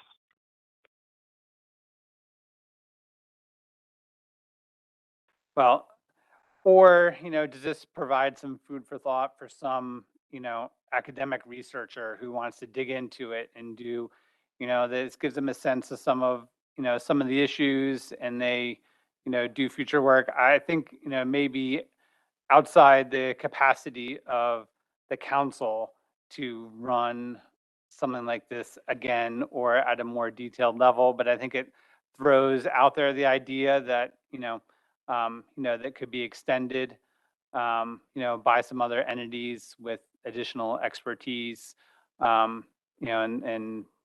I think it'd be challenging to kind of, again, use this exact same methodology with to kind of prove one way or the other. Also would have, so if you're comparing it to annual estimates, right, the annual estimates are going to have tighter tighter PSEs, just because it's expecting some of those highs and lows in MRIP to balance out.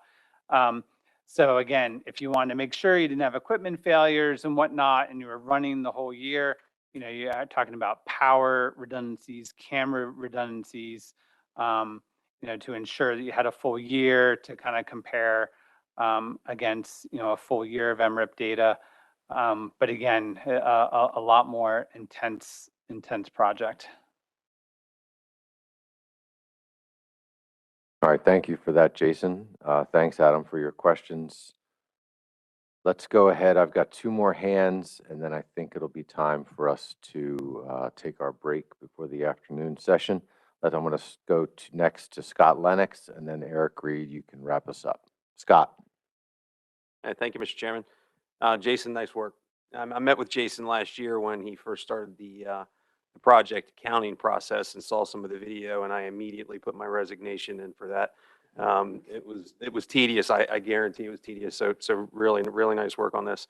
I think the byproduct of what you've done is opened a can of worms. I think you realize that the correspondence that you and I have had with Captain Monty Hawkins out of Ocean City. This is my inlet. I know it really well. I fish it all the time. I know how many boats come and go from there pretty much regular basis. Do a fishing report with those boats that come and go on a regular basis, catching the fish that we manage here in the mid. And this puts a really big spotlight on some of the shortcomings with the MRIP program. The effort is probably, some of us think, where the issue is with the extrapolation process. And I think the difference in the orange bars that Jason showed on his graphs is pretty glaring. Just an apples to apples comparison, Monty sent us an email showing basically boat count from wave 4 in 2020, July and August, where the angler trips from MRIP estimate is 185,000 folks. Break that down to boats, and it averaged out to about 760 boats leaving Ocean City Inlet on a daily basis, July and August of 2020. And Jason, correct me if I'm wrong, I think his estimate on the video count came down to about 160. That's 600 boats times 4 people average that MRIP estimated over what was actually physically leaving Ocean City Inlet. And I know there's PSEs and there's confidence intervals and things like that, but this is definitely something that needs to be fixed moving forward. Again, nice work. Thank you very much. All right, thank you. Appreciate that, Scott. Eric Reed. Mr. Chairman, I'll be brief. I mean, my initial reaction was I thought I had no life. You know, so that was my first reaction. But you know, the reality of it is, yeah, that's what I thought. I was like, you got to be kidding me, you know. But anyway, so the camera can see the boats. It's just figuring out what they're doing. Now, commercial boats carry day shapes. You got a commercial boat, you're fishing, you have a day shape. Why can't it make it easy to identify what they're doing? Make them carry a day shape. And then that way you know when the thing goes by, and maybe AI can pick up a day shape and you can do it with a computer. I don't think the commercial boats are the issue. You know, they tend to be well lit up. It's the boats that are out for a cruise. It's parasailing boats. Although I think I was able to address them pretty well. But I think it's the boats that are kind of out for a cruise, or they're only fishing a little bit in the ocean, you know, and they're mostly fishing in the back bay. You'd have to have, you know, like a 360 to kind of and track, you know. So yeah, if you put a transponder on every boat there, you could probably track. But the commercial boats, I don't think are an issue. They tend to be well lit up and leave early in the morning, and you can identify those pretty easy. No, that wasn't my point. My point is, you know, a commercial boat has to put a basket in the rigging or a diamond in the rigging. You know, if you have a center console that's got a fishing license, you have them put a basketball in the rigging, or, you know, sticking up out of the console or something like that. I don't care about the commercial boats. I know what they're doing, but give them a day shape, you know. 6 cans of Budweiser hanging up in the rigging, you know, you're all set. But that would help you get a count, and you might be able to get artificial intelligence to be able to see that shape, and you wouldn't have to count them. Yeah. Yeah, based on our discussion yesterday, I'm sure there were a few thumbs up to the camera from some of those boats leaving the inlet, right? Okay, so that wraps us up as far as council members in hands. I see Dustin Colson leaning with ASMFC's hand up. Dustin, did you have something you wanted to offer? Yeah, just might as well point out I'm actually no longer with ASMFC. I work for Environmental Defense Fund, so this would be public comment / question. Yeah, go ahead, Dustin. And sorry about that. I've been offline a little bit over the winter. Oh, good. No worries. It's nice to hear some familiar sounding voices and get to join with you all again. I'll keep this brief. My question is to staff, but perhaps more to council members. And specifically, it could respond to Adam Nowalski's earlier question. As I said before, I work for EDF, the Environmental Defense Fund, which has worked with the Oregon Department of Fish and Wildlife. And we've also partnered with a technology provider, Sea Vision, to help update their video camera recreational effort estimation program. And so during this work with Sea Vision, EDF has been advancing a machine learning algorithm to generate automated counts of vessels and comparing to human reviewed counts. So my question is there interest from the council to perhaps run this algorithm on the existing footage collected by this project? And could this potentially serve as like an exploratory analysis of whether this type of work could be completed in the future through a computer algorithm with subsample reviews by humans, which would drastically cut down on staff time, something which I'm sure Jason and other staff might be appreciative of. Thanks. Yeah, thanks, Dustin. Maybe you and Jason can have a conversation about that without getting into the weeds of it right now. But I appreciate your comments. Let's go to Nicole Bogan. Nicole, we'll wrap up with you. Go ahead. Okay, thanks. I just had a comment. That's the person that spoke regarding the AI. I just was curious, we used AI type things in the medical pharma industry and it didn't work. So what thinks that the training or AI in fishing will be any different? Is there any plans to have certain, people trained on this or actually explaining and understanding it before fully implementing anything like cameras or AI onto a commercial fishing boat and or party boats and further targeting them for like privacy concerns and things like that? Is there any discussion about that? Thank you. Jason? Yeah, so we weren't looking at party boats at all. This was, again, really trying to look at private boats from a distance. And I think AI is quite good at detecting like motion across thresholds. But yeah, I'm skeptical that in its existing form could, accurately determine ocean fishing effort in this particular inlet. But I think as we're seeing, the AI is developing as we go along. So, maybe in the future, I don't know. Okay, thanks. And then just last comment, sorry, for the private boats. I wonder if anyone ever thinks though, we're kind of taking away like the whole aspect of fishing when we add all this technology. I mean, I know like obviously things have to change and grow, but don't you think that like this is kind of taking away from like the whole experience of fishing? Yeah, again, this was kind of just monitoring this inlet at a distance, and I think it was kind of in response to concerns that the other estimates of effort and catch we have may be negatively impacting people's ability to, go fishing and be subject to different regulations. So it's just trying to get, another way to, estimate effort. Primarily because of people's concerns that our existing ways may be problematic. But thanks. Okay, thank you. Okay, thank you all very much. That concludes this item on today's agenda. We're going to take an hour break for lunch and we'll reconvene at 1:45 to take up our afternoon session. Thank you.